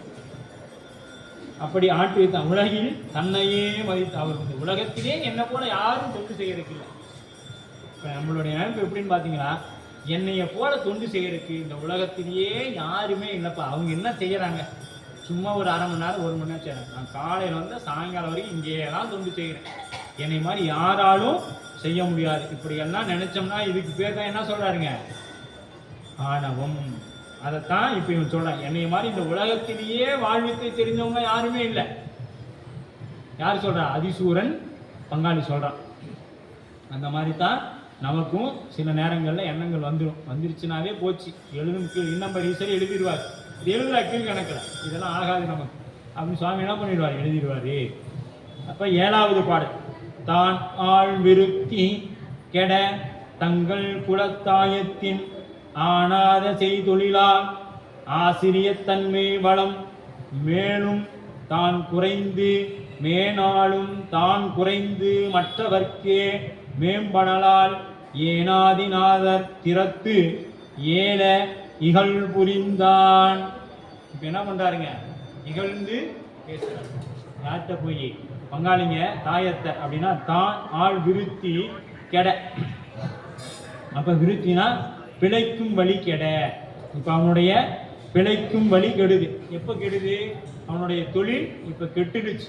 ஏன் கெட்டுடுச்சுன்னா அவருக்கு தான் இப்போ வந்துருச்சு உள்ளார ஆணவம் வந்துருச்சு. அதனால விருத்தி கெட தங்கள் குலத்தாயத்தின் அந்த குலத்தில் இருப்பாங்க இல்லையா பங்காளிங்க, அவங்ககிட்டலாம் போய் ஏனாதி நான் மட்டும்தான் பிழைக்கணுமா, நான் பிழைக்கக்கூடாதா? இப்போ நம்ம நடக்குது இல்லை, நம்ம வாழ்விலையும் நடக்குது. அவன் மட்டும்தான் இதை செய்யணுமா, ஏன் நாங்களாம் இதை செய்யக்கூடாதா? அவனுக்கு மட்டுமே தனியாக அதை கொடுத்து வச்சுருக்கிறீங்க. அவனோட நானாக இந்த பணியை நல்லா செய்து கொடுப்பேன், ஏன்ட்ட கொடுக்கலாம் இல்லை, நானும் உங்கள் பங்காளி தானே அப்படின்னு இப்போ போய் என்ன பண்ணுறாரு? அதிசூரன் போய் ஏனாதிநாதர் அவங்க பங்காளிங்கிட்டலாம் என்ன கேட்குறாரு?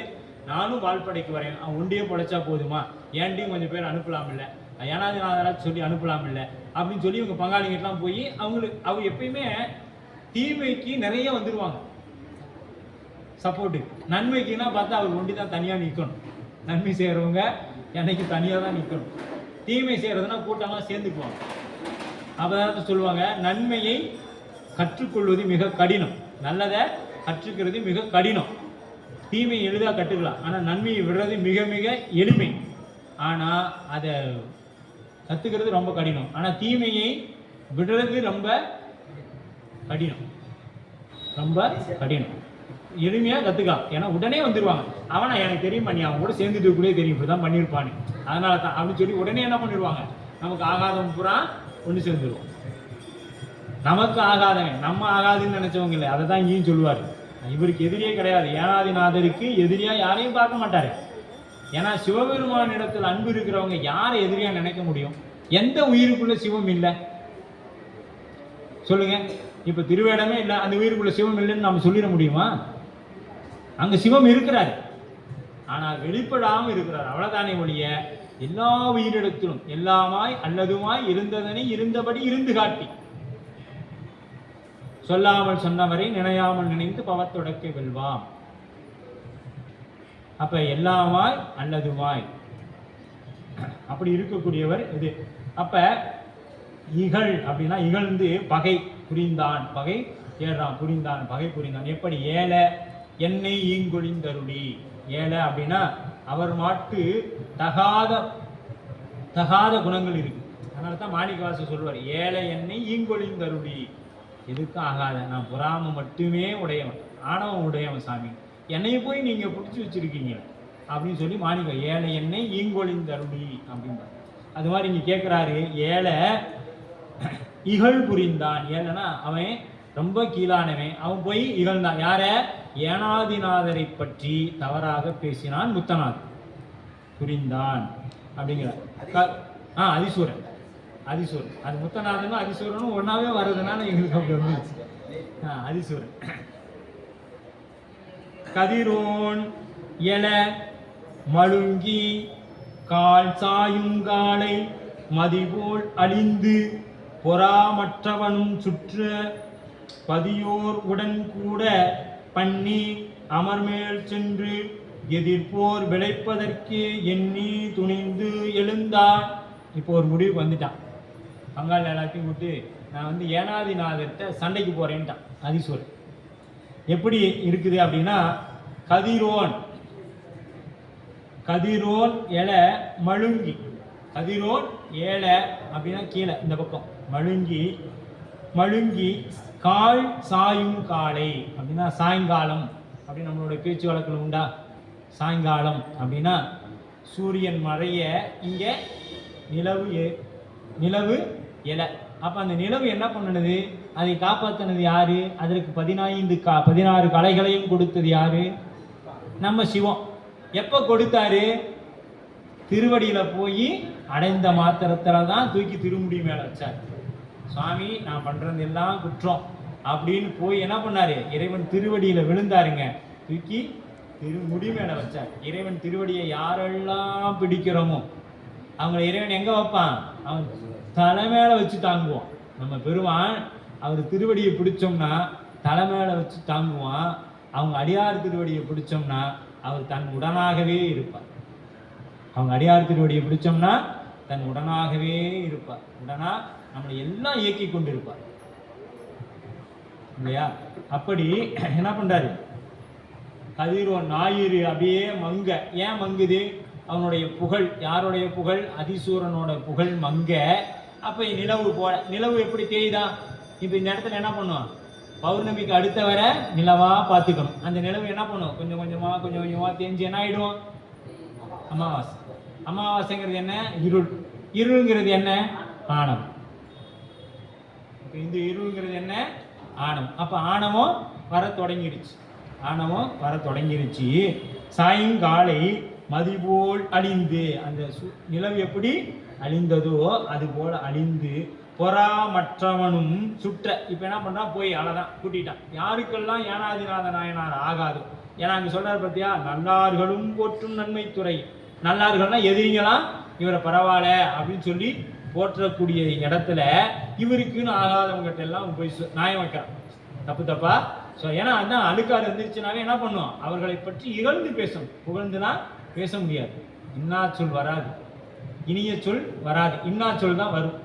இன்னா சொல் தான் வருது. இங்க இப்ப என்ன பண்றாரு? இகழ்ந்து புரிந்தான். எல்லாத்தையும் போய் மிக தவறாக என்கிட்ட வர விடாமல் ஏனாதிநாதரை எல்லா பயிற்சிக்கும் மாணவர்கள்லாம் கூட்டிக்கிறாரு. இப்படி இவர்கிட்ட அப்படியே குறைஞ்சிக்கிட்டு வருது. இப்போ சூரியன் போல அவருடைய மாணவர்கள் எல்லாம் அதிகமாக இருக்கிறாங்க. இவர்கிட்ட எல்லாம் குறைஞ்சி போய் இப்போ யாரும் இல்லை, இவருக்கு வந்து வழி இல்லாமல் நிற்கிறாரு. இப்போ அவர் அங்கே போய் அதை செய்கிறார். சரியா? பதியோருடன் கூட பண்ணி, இப்போ அந்த பதியோர்கிட்ட போய் ஏழை என்ன பண்ணுறாரு, சாயங்காலம் இறுதியாக முற்றும் மங்கி போன அந்த நிலையில போயிட்டு என்ன பண்ணுறாரு, மதிபோல் வினை பற்றி வந்த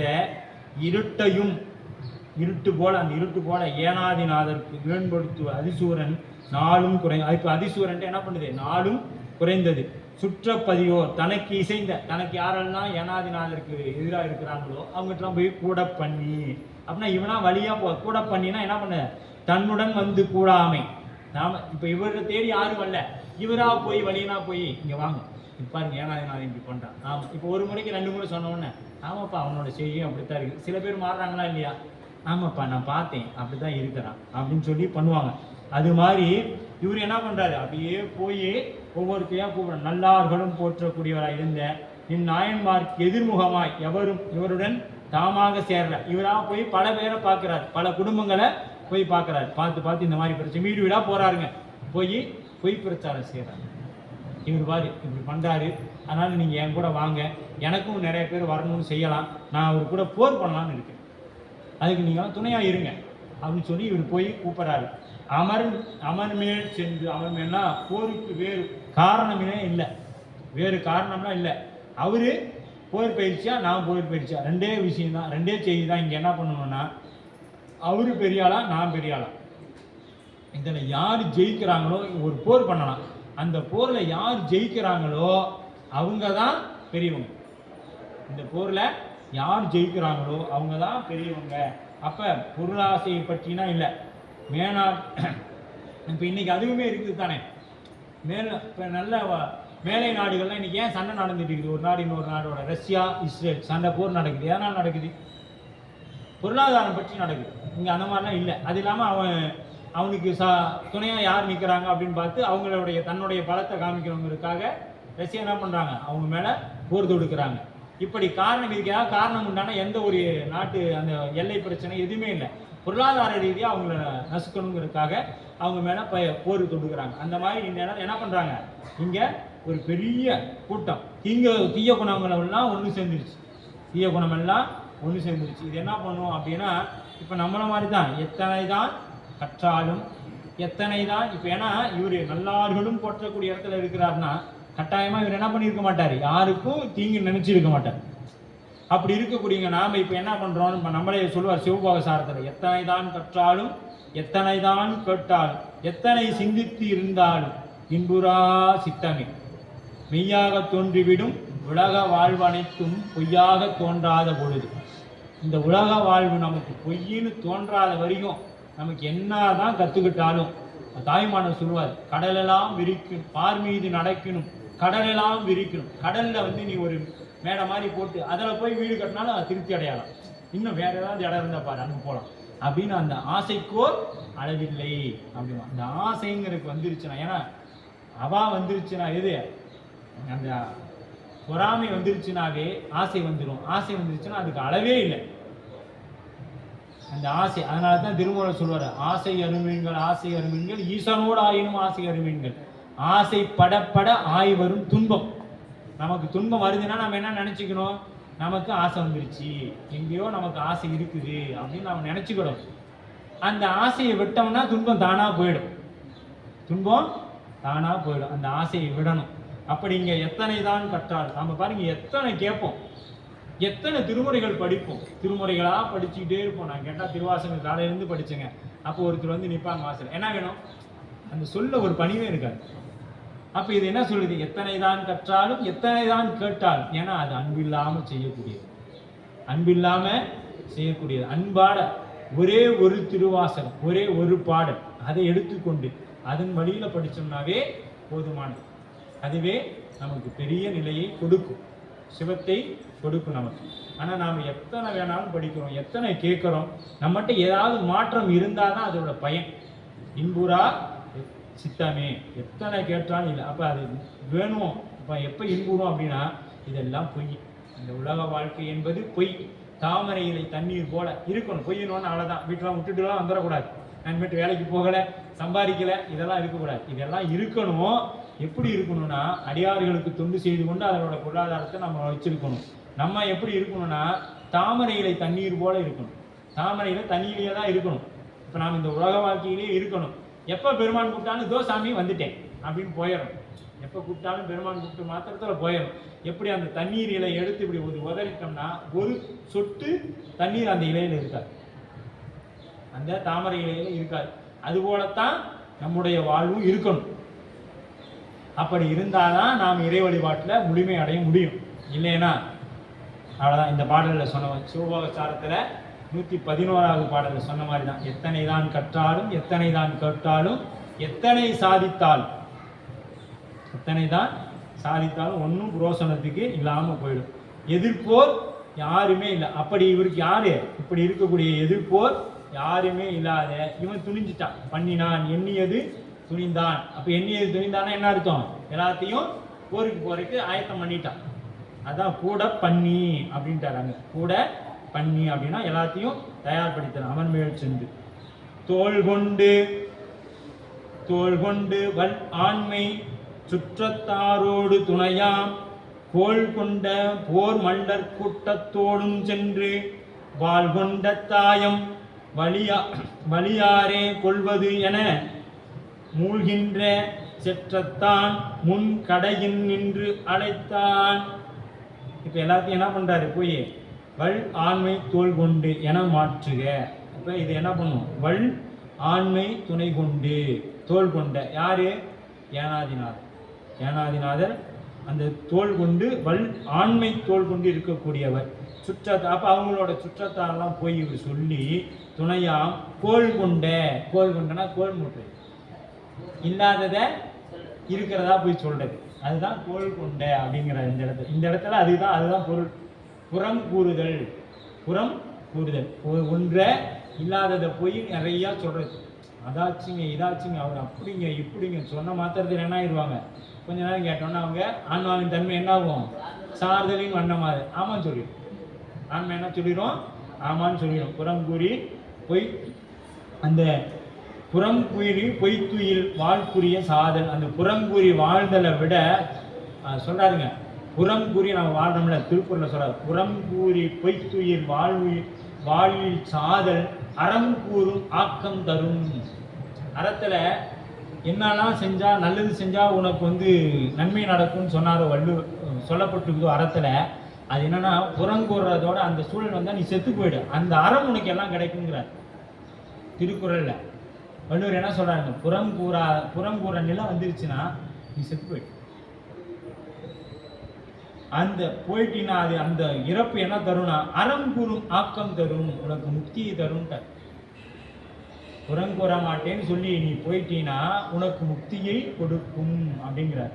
சுற்றத்தார் இப்ப அதிசூரன் என்ன பண்ணார்? சுற்றத்தாரெல்லாம் போய் நாயன்மாரு இவருடைய சுற்றத்தார் அவரோட சுற்றத்தார் ஒன்று தானே, பங்காளிங்க எல்லா சுற்றத்தார் ஒன்று போய் அவர் போல பகைமைப்படுவோர் பல உண்டு. இப்ப இவர் மாதிரி நிறைய மனசுக்குள்ள வச்சுக்கிட்டு வெளியே காமிக்காதவங்க என்ன பண்ணாங்க?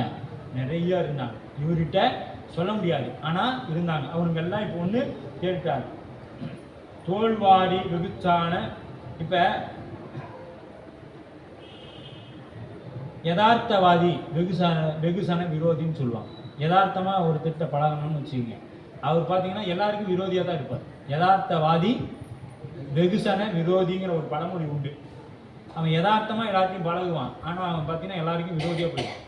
ஏன்னா ஒன்று யதார்த்தமாக சொல்லுவார், அது சொல்லும் பொழுது அவர் அவங்கள தப்பாக எடுத்து அவங்க அவங்களுக்கு விரோதியாக ஆயிடுவாங்க. அப்படி இவர் என்ன பண்ணுறாரு? இவருக்கு எல்லாரையும் விரோதி ஆக்குறாரு. நன்மை துறைக்கு பகை பல உண்டு. நன்மை செய்யணும்னா என்ன உண்டோம்?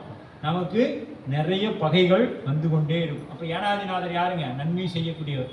அவருக்கு பகை இருக்கத்தான் செய்யும், இடர்கள் இருக்கத்தான் செய்யும். இடர்கள் இல்லைன்னா இப்போ ஒரு திரைப்படம்னா அதில் ஒரு வில்லன் இருக்கிற மாதிரி, இந்த நல்லது செய்யணும்னா அங்கே ஒரு தீமையெல்லாம் ஒன்று சேர்ந்து தான் நிற்கும். வாழ் கொண்ட தாயம் வாழ்படை பயின்ற தொழில் உரிமை அதை கொண்ட அவங்க இப்போ அவங்க சுற்றத்தார் எல்லாம் அதில் ஓரளவு பயிற்சி பெற்றவங்களும் இருப்பாங்க இல்லையா, அவங்களையும் போய் வழியை சென்று கூப்பிட்றாரு. வழியாரை கொள்வது என அழைத்து அறைகூவல் செய்கிறார். வாங்க எல்லாம் போருக்கு போகிறான், அழைக்கிறார், போய் போருக்கு போகிறோம். மூழ்கின்ற செற்றத்தால் அழுக்காறு அவா வெகுளி தர இன்னா சொல் தான். இவங்க என்ன, இது நாடு இருக்கக்கூடிய அவங்க எல்லாத்தையும் போய், யாரு அழுக்காறு இருக்கிறவங்க, இவங்க எல்லாத்தையும் போய் சொல்ல மூழ்கின்ற செற்றத்தார் அப்படிங்கிற அவங்க எல்லாத்தையும் போய் வாங்க மூழ்கின்ற செற்றத்தார் முன்கடையின் நின்று அழைத்தான். அவங்க வாசப்படியில போய் நின்று அழைத்தான். இங்க முன்கடையின் அப்படின்னா ஏனாதிநாத வீடு முன்பாக நின்று கொண்டு யாரோட, சுற்றத்தாரோட போய் நின்றுட்டாருங்க. சுற்றத்தாரோட போய் ஏனாதி நாயனாருடைய வாசல்ல போய் இவர் நின்றுட்டு தாயம் வலிது மலியாரே கொள்வர் என அழைத்தான். இனிமேட்டு இந்த வாள் பயிற்சி படை செய்யணும்னா யார் வலியவங்களோ அவங்க தான் செய்யணும். அதற்கு நான் என்ன பண்ணணும்னா நாம போர் செய்யணும். யார் போர் செய்கிறீங்களோ அறைகூவல் விடுறாரு. யார் இந்த போர்ல வெற்றி பெறமோ அவங்க தான் இனிமேட்டு வழித்தாயம் அப்படின்னா வழியா பயிற்சி செய்யக்கூடிய இந்த தொழிலை செய்ய வேண்டும் வா அப்படின்னு சொல்லி ஏனாதிநாதரை இவர் கூப்பிடுறார். பாருங்க அவருடைய ஆணவம் எங்கே கொண்டு போய் அவரை நிறுத்தி இருக்கிறது என்று. ஏனாதிநாதருடைய வாசல்ல போய் நின்றுட்டாருங்க. அதிசூரன் போய் நின்றுட்டு கூப்பிட்றான். யாரு இவன் எல்லாரையும் போய் வழியை கூப்பிட்டு சுற்றத்தாரெல்லாம் கூட்டிக்கிட்டு இவன் போய் நின்றுட்டான். அடுத்து 10வது பாடல் பாருங்க. வெங்கண் புலி கிடந்த வெண் முளையில் சென்று அழைக்கும் பைங்கண் குறு நரியே போல்வான் படை கொண்டு பொங்கி புறம் சூழ்ந்து போர் குறித்து நேர் நின்றே அங்கன் கடை நின்று அழைத்தான் ஒளி கேளா. இது யாருக்கு கேட்கல, நம்ம ஏனாதிநாதருக்கு கேட்கல, ஒளி கேளா. ஆனா இவன் பண்றது எப்படி இருக்குதுன்னா வெங்கண் புலி கிடத்த. வெங்கன்னா குகைக்குள்ள ஒரு புலி, குகைக்குள்ள மலைக்குள்ள ஒரு புலி இருக்குதான். அந்த புலியோட வாசல்ல போய் நரி நின்றுக்கிடுச்சான். இந்த புலியோட வாசல்ல போய் நரி. இப்ப நம்ம இந்த உலக வாழ்க்கையில் எடுத்துக்கிட்டோம்னா இந்த சர்க்கஸ் எல்லாம் பண்றாங்கல்ல, அங்க பாத்தீங்கன்னா சிங்கம் வச்சிருப்பாங்க, யானை வச்சிருப்பாங்க, குதிரையை வச்சிருப்பாங்க, இதெல்லாம் வச்சிருப்பாங்க. ஏன் நம்ம சாமியை நரியை குதிரை பரியாக்கி எல்லாத்தையும் அடக்கி ஆண்டுறாங்க. ஆனா இந்த நரி மட்டும் தந்திரம் உடையது. அதனால தான் இது சர்க்கஸில் கூட பயன்படுது. ஏன்னா இது தந்திரம் பண்ணி அங்கே ஏதாவது பண்ணிடுச்சுன்னா அதனால பார்த்தாங்க இதெல்லாம் வேணாண்டா நமக்கு அப்படின்னு சொல்லி அப்பவே அதை விட்டுட்டாங்க. அவ்வளவு தந்திரம் உடையது இந்த நரி. சொல்லுவாங்க இல்லையா, இந்த காக்காவோடையெல்லாம் நம்ம சின்ன வயசுல நரி என்ன பண்ணுவோம் அப்படின்னு சொல்லி பள்ளிக்கூடத்திலேயே நமக்கு சொல்லி கொடுத்துருப்பாங்க இல்லையா. அவ்வளவு தந்திரம் உடையது இந்த நரி. இப்போ இந்த நரி குணமுடையவன் தான் அதிசூரன். அதிசூரன் எப்படிப்பட்டவன், இந்த நரி போல. இவர் எப்படிப்பட்டவர், குகையில் இருக்கக்கூடிய புலி போல. அந்த குகையில புலி இருக்குதான், அது முன்னாடி போய் நின்றுட்டு நரி கூவுதான், சண்டைக்கு வரியா என்கிட்ட நீ அப்படின்னு கேட்குறான். அது மாதிரி அதிசூரன் பண்ணிட்டு இருக்கிறான். இப்ப அதிசூரன் என்ன பண்றான், அந்த மாதிரி போயிட்டு அவருடைய வெங்கண் பொலி குடப்ப வெண் முளையில் சென்று அழைக்கும் பைங்கண் குறு நரியே போல். வஞ்சகம் உள்ள நரி. குறு நரினா குற்றமுடைய, குற்றத்தையே வடிவமாக இருக்கக்கூடிய நரி. இந்த நரி தந்திரம் பண்ணி தான் பிழைக்கணும். அது சாப்பிட்றதே தந்திரம் பண்ணி தான் சாப்பிடும் இல்லையா. அந்த மாதிரி இந்த நரி அங்கே போய் என்ன பண்ணுதுன்னா கூப்பிடுது, நீ சண்டைக்கு வா அப்படின்னு சொல்லி. யாரை கூப்பிட்றாரு, அந்த புலியை கூப்பிடுவது போல இந்த அதிசூரன் ஏனாதிநாத நாயனாரை அழைக்கின்றார். ஏன் அழைக்கிறார்னா தன்ட்டு இருக்கிறவங்க எல்லாம் இவருக்கு துணையா நிற்பாங்க அப்படின்னு. படை கொண்டு பொங்கி புறம் சூழ்ந்து போர் குறித்து நேர் நின்று இங்க வா நீ போருக்கு அப்படின்னு சொல்லி என்ன பண்றாரு, அழைக்கிறார். நாய் இப்ப இந்த கருவரும் நேர் நின்று அங்கன் கடை நின்று அழைத்தன் ஒளி கேளா. இந்த ஒளி அவருடைய காதல விழுந்துச்சானா விழலை. இந்த சண்டைக்கு நம்மளை யார் சண்டைக்கு கூப்பிட போறா. அப்ப விழலைன்னா என்ன அர்த்தம்னா காது கேட்கலன்னு அர்த்தம் இல்லை, கேட்டுச்சு. நம்மளை யார் சண்டைக்கு கூப்பிட போறா அப்படின்னு சொல்லி அவர் ஒரு வாரம் அப்படியே நின்றுட்டாரு. அந்த ஒளி கேட்காம அப்படியே உள்ள இருக்கிறார். அப்படி இப்ப இவர் மறுபடியும் என்ன பண்ண, ஆர்கொள் புறா அழைத்தார். அப்ப அடுத்து அது கேட்டார், இந்த ஒளி உள்ள இருக்கே. அப்படி இருந்தாலும் பார்க்கணும் இல்லை, யார் தான் இதை கூப்பிட்டுருக்கிறாங்க அப்படின்னு சொல்லிட்டு. ஆர்கொள் புறா அழைத்தார் என்று அரி ஏற்றில் கலந்து சேர்வு பெற கச்சில் செறிந்த உடைமைகள் வீங்கி வார்கடலும் கட்டி வடிவால் பலகை கொடு போர் முனையில் ஏனாதிநாதர் புறப்பட்டார். இதை கேட்ட மாத்திரத்துல, ஏன்னா இவர் எப்படிப்பட்டவருங்க, சோழ நாட்டுக்கே பயிற்சியாளர். எதுக்கு? போர் பயிற்சியாளர். அப்ப இவர் எவ்வளவு அந்த வல்லமை இவரிடத்தில் இருக்க வேண்டும். அந்த போர் ஆர்களோ பொறா அழைத்தது. யார் என்னை போருக்கு அழைத்தது? ஆர்களோ பொறா அழைத்தது. ஏன்னா இவர் எப்படிப்பட்டவர்? நற்றவர்களும் போற்றக்கூடியவர். இவர் எப்படிப்பட்டவருங்க? நற்றவர்னா பகைவர்களும் பாராட்டக்கூடியவர். நற்றவர்கள்னா பகைவர்கள், அவர்களும் பாராட்டக்கூடியவர். தாயம் போரில் வலியாரே கொள்ளுதற்குரியவை. இந்த இனிமேட்டு வலி, இந்த தாயம் அப்படிங்கிறது யார் இதில் வெற்றி பெறாங்களோ அவங்க தான் இனிமேட்டு இந்த போர் பயிற்சி செய்யணும்னு மாத்திரத்தில் இவருக்கு வருமா வராதா கோபம்? ஏன்னா வருமா வராதா? வரும். அப்படி வரக்கூடிய அந்த எப்படி இருந்தானா, என்று அரியேற்றில் கலந்து அப்படின்னா சிங்கம் போல. இங்க பேசும்போது என்ன பண்றாருங்க? புலி போல சொன்னாரா? நம்ம சிங்கத்துக்கு புலிக்கு நம்ம சிவகமணி என்ன சொல்லிக்கிறாரு? சிங்கம் பசித்தால் மட்டுமே ஒன்றும். புலி அப்படி இல்லை, வேட்டையாடும். எந்த மிருகம் கண்ணா பட்டாலும் அடிச்சு போட்டு போயிடும், அப்பவுமே அது கூட சாப்பிடும். ஆனா சிங்கம் அப்படி இல்லை, பசித்தால் மட்டுமே வேட்டையாடக்கூடியது. இந்த அப்படியே அந்த விலங்குகளோட அந்த தன்மையெல்லாம் நம்ம சிவகமணி அப்படியே வாங்கி உள்ள வச்சு அப்படியே நம்ம கொட்டி கொடுத்துக்கிறாருங்க. அவருக்கு இல்லைன்னா இதெல்லாம் நம்ம தெரியாது.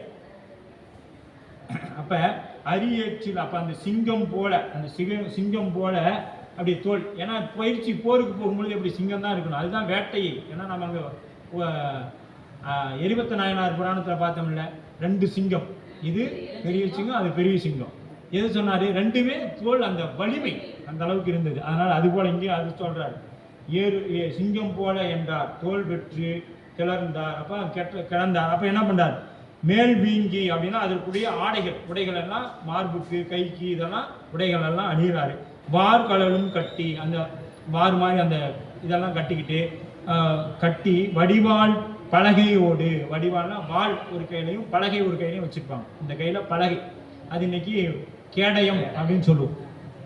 கேடயம் சொல்லக்கூடிய அந்த பலகையோடு போர் முனையில், அப்படியே போருக்கு அந்த கட்சியெல்லாம் அந்த துணிகள் எல்லாம் கட்டக்கூடிய கச்சரவாட்டி அப்படின்னா அந்த துணிகள் எல்லாம் கட்டக்கூடியது, அதெல்லாம் அழைத்துக்கிட்டு அடுத்து அந்த போருக்கு தயாராக ஏனாதிநாதரும் அங்கே உள்ளார இருந்து எப்படி வராரு? இப்ப இது இங்க வெளியில் இருக்கிறது எது?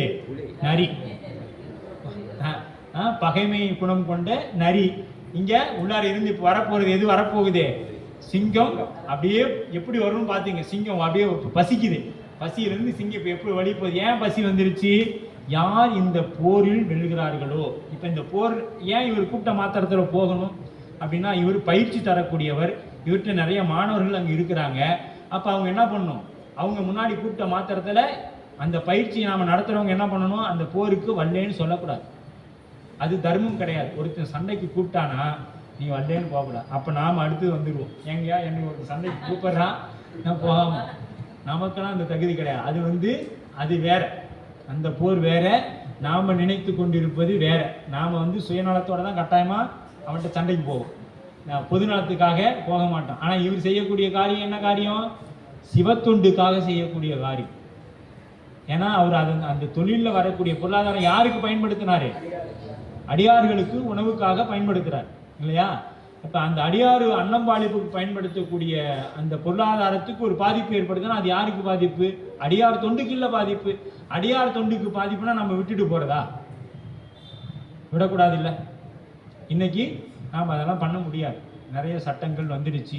எதா இருந்தாலும் நமக்கு எல்லாம் அல்ல கண்ணுதல் பெருமானாகிய கரைகண்டனாகிய நமக்கெல்லாம் விளங்கக்கூடிய நஞ்சுண்டபேஸ்வர பெருமான் திருவடியில் சுவாமி இன்னது நடக்குது, இதை நீங்கள் தான் சரி பண்ணணும், எம்மால் இயலாது அப்படின்னு சொல்லி விண்ணப்பம் வைக்கணும். நாம் அதை அப்படியே ஆஃப் பண்ணிக்கணும். இப்போ நாம் போன வகுப்பில் சொன்னோம், என்ன சொன்னோம் நண்பர்கள்? அப்படியே கொஞ்சம் சொல்லுங்கள் பார்க்கலாம். யார் யார்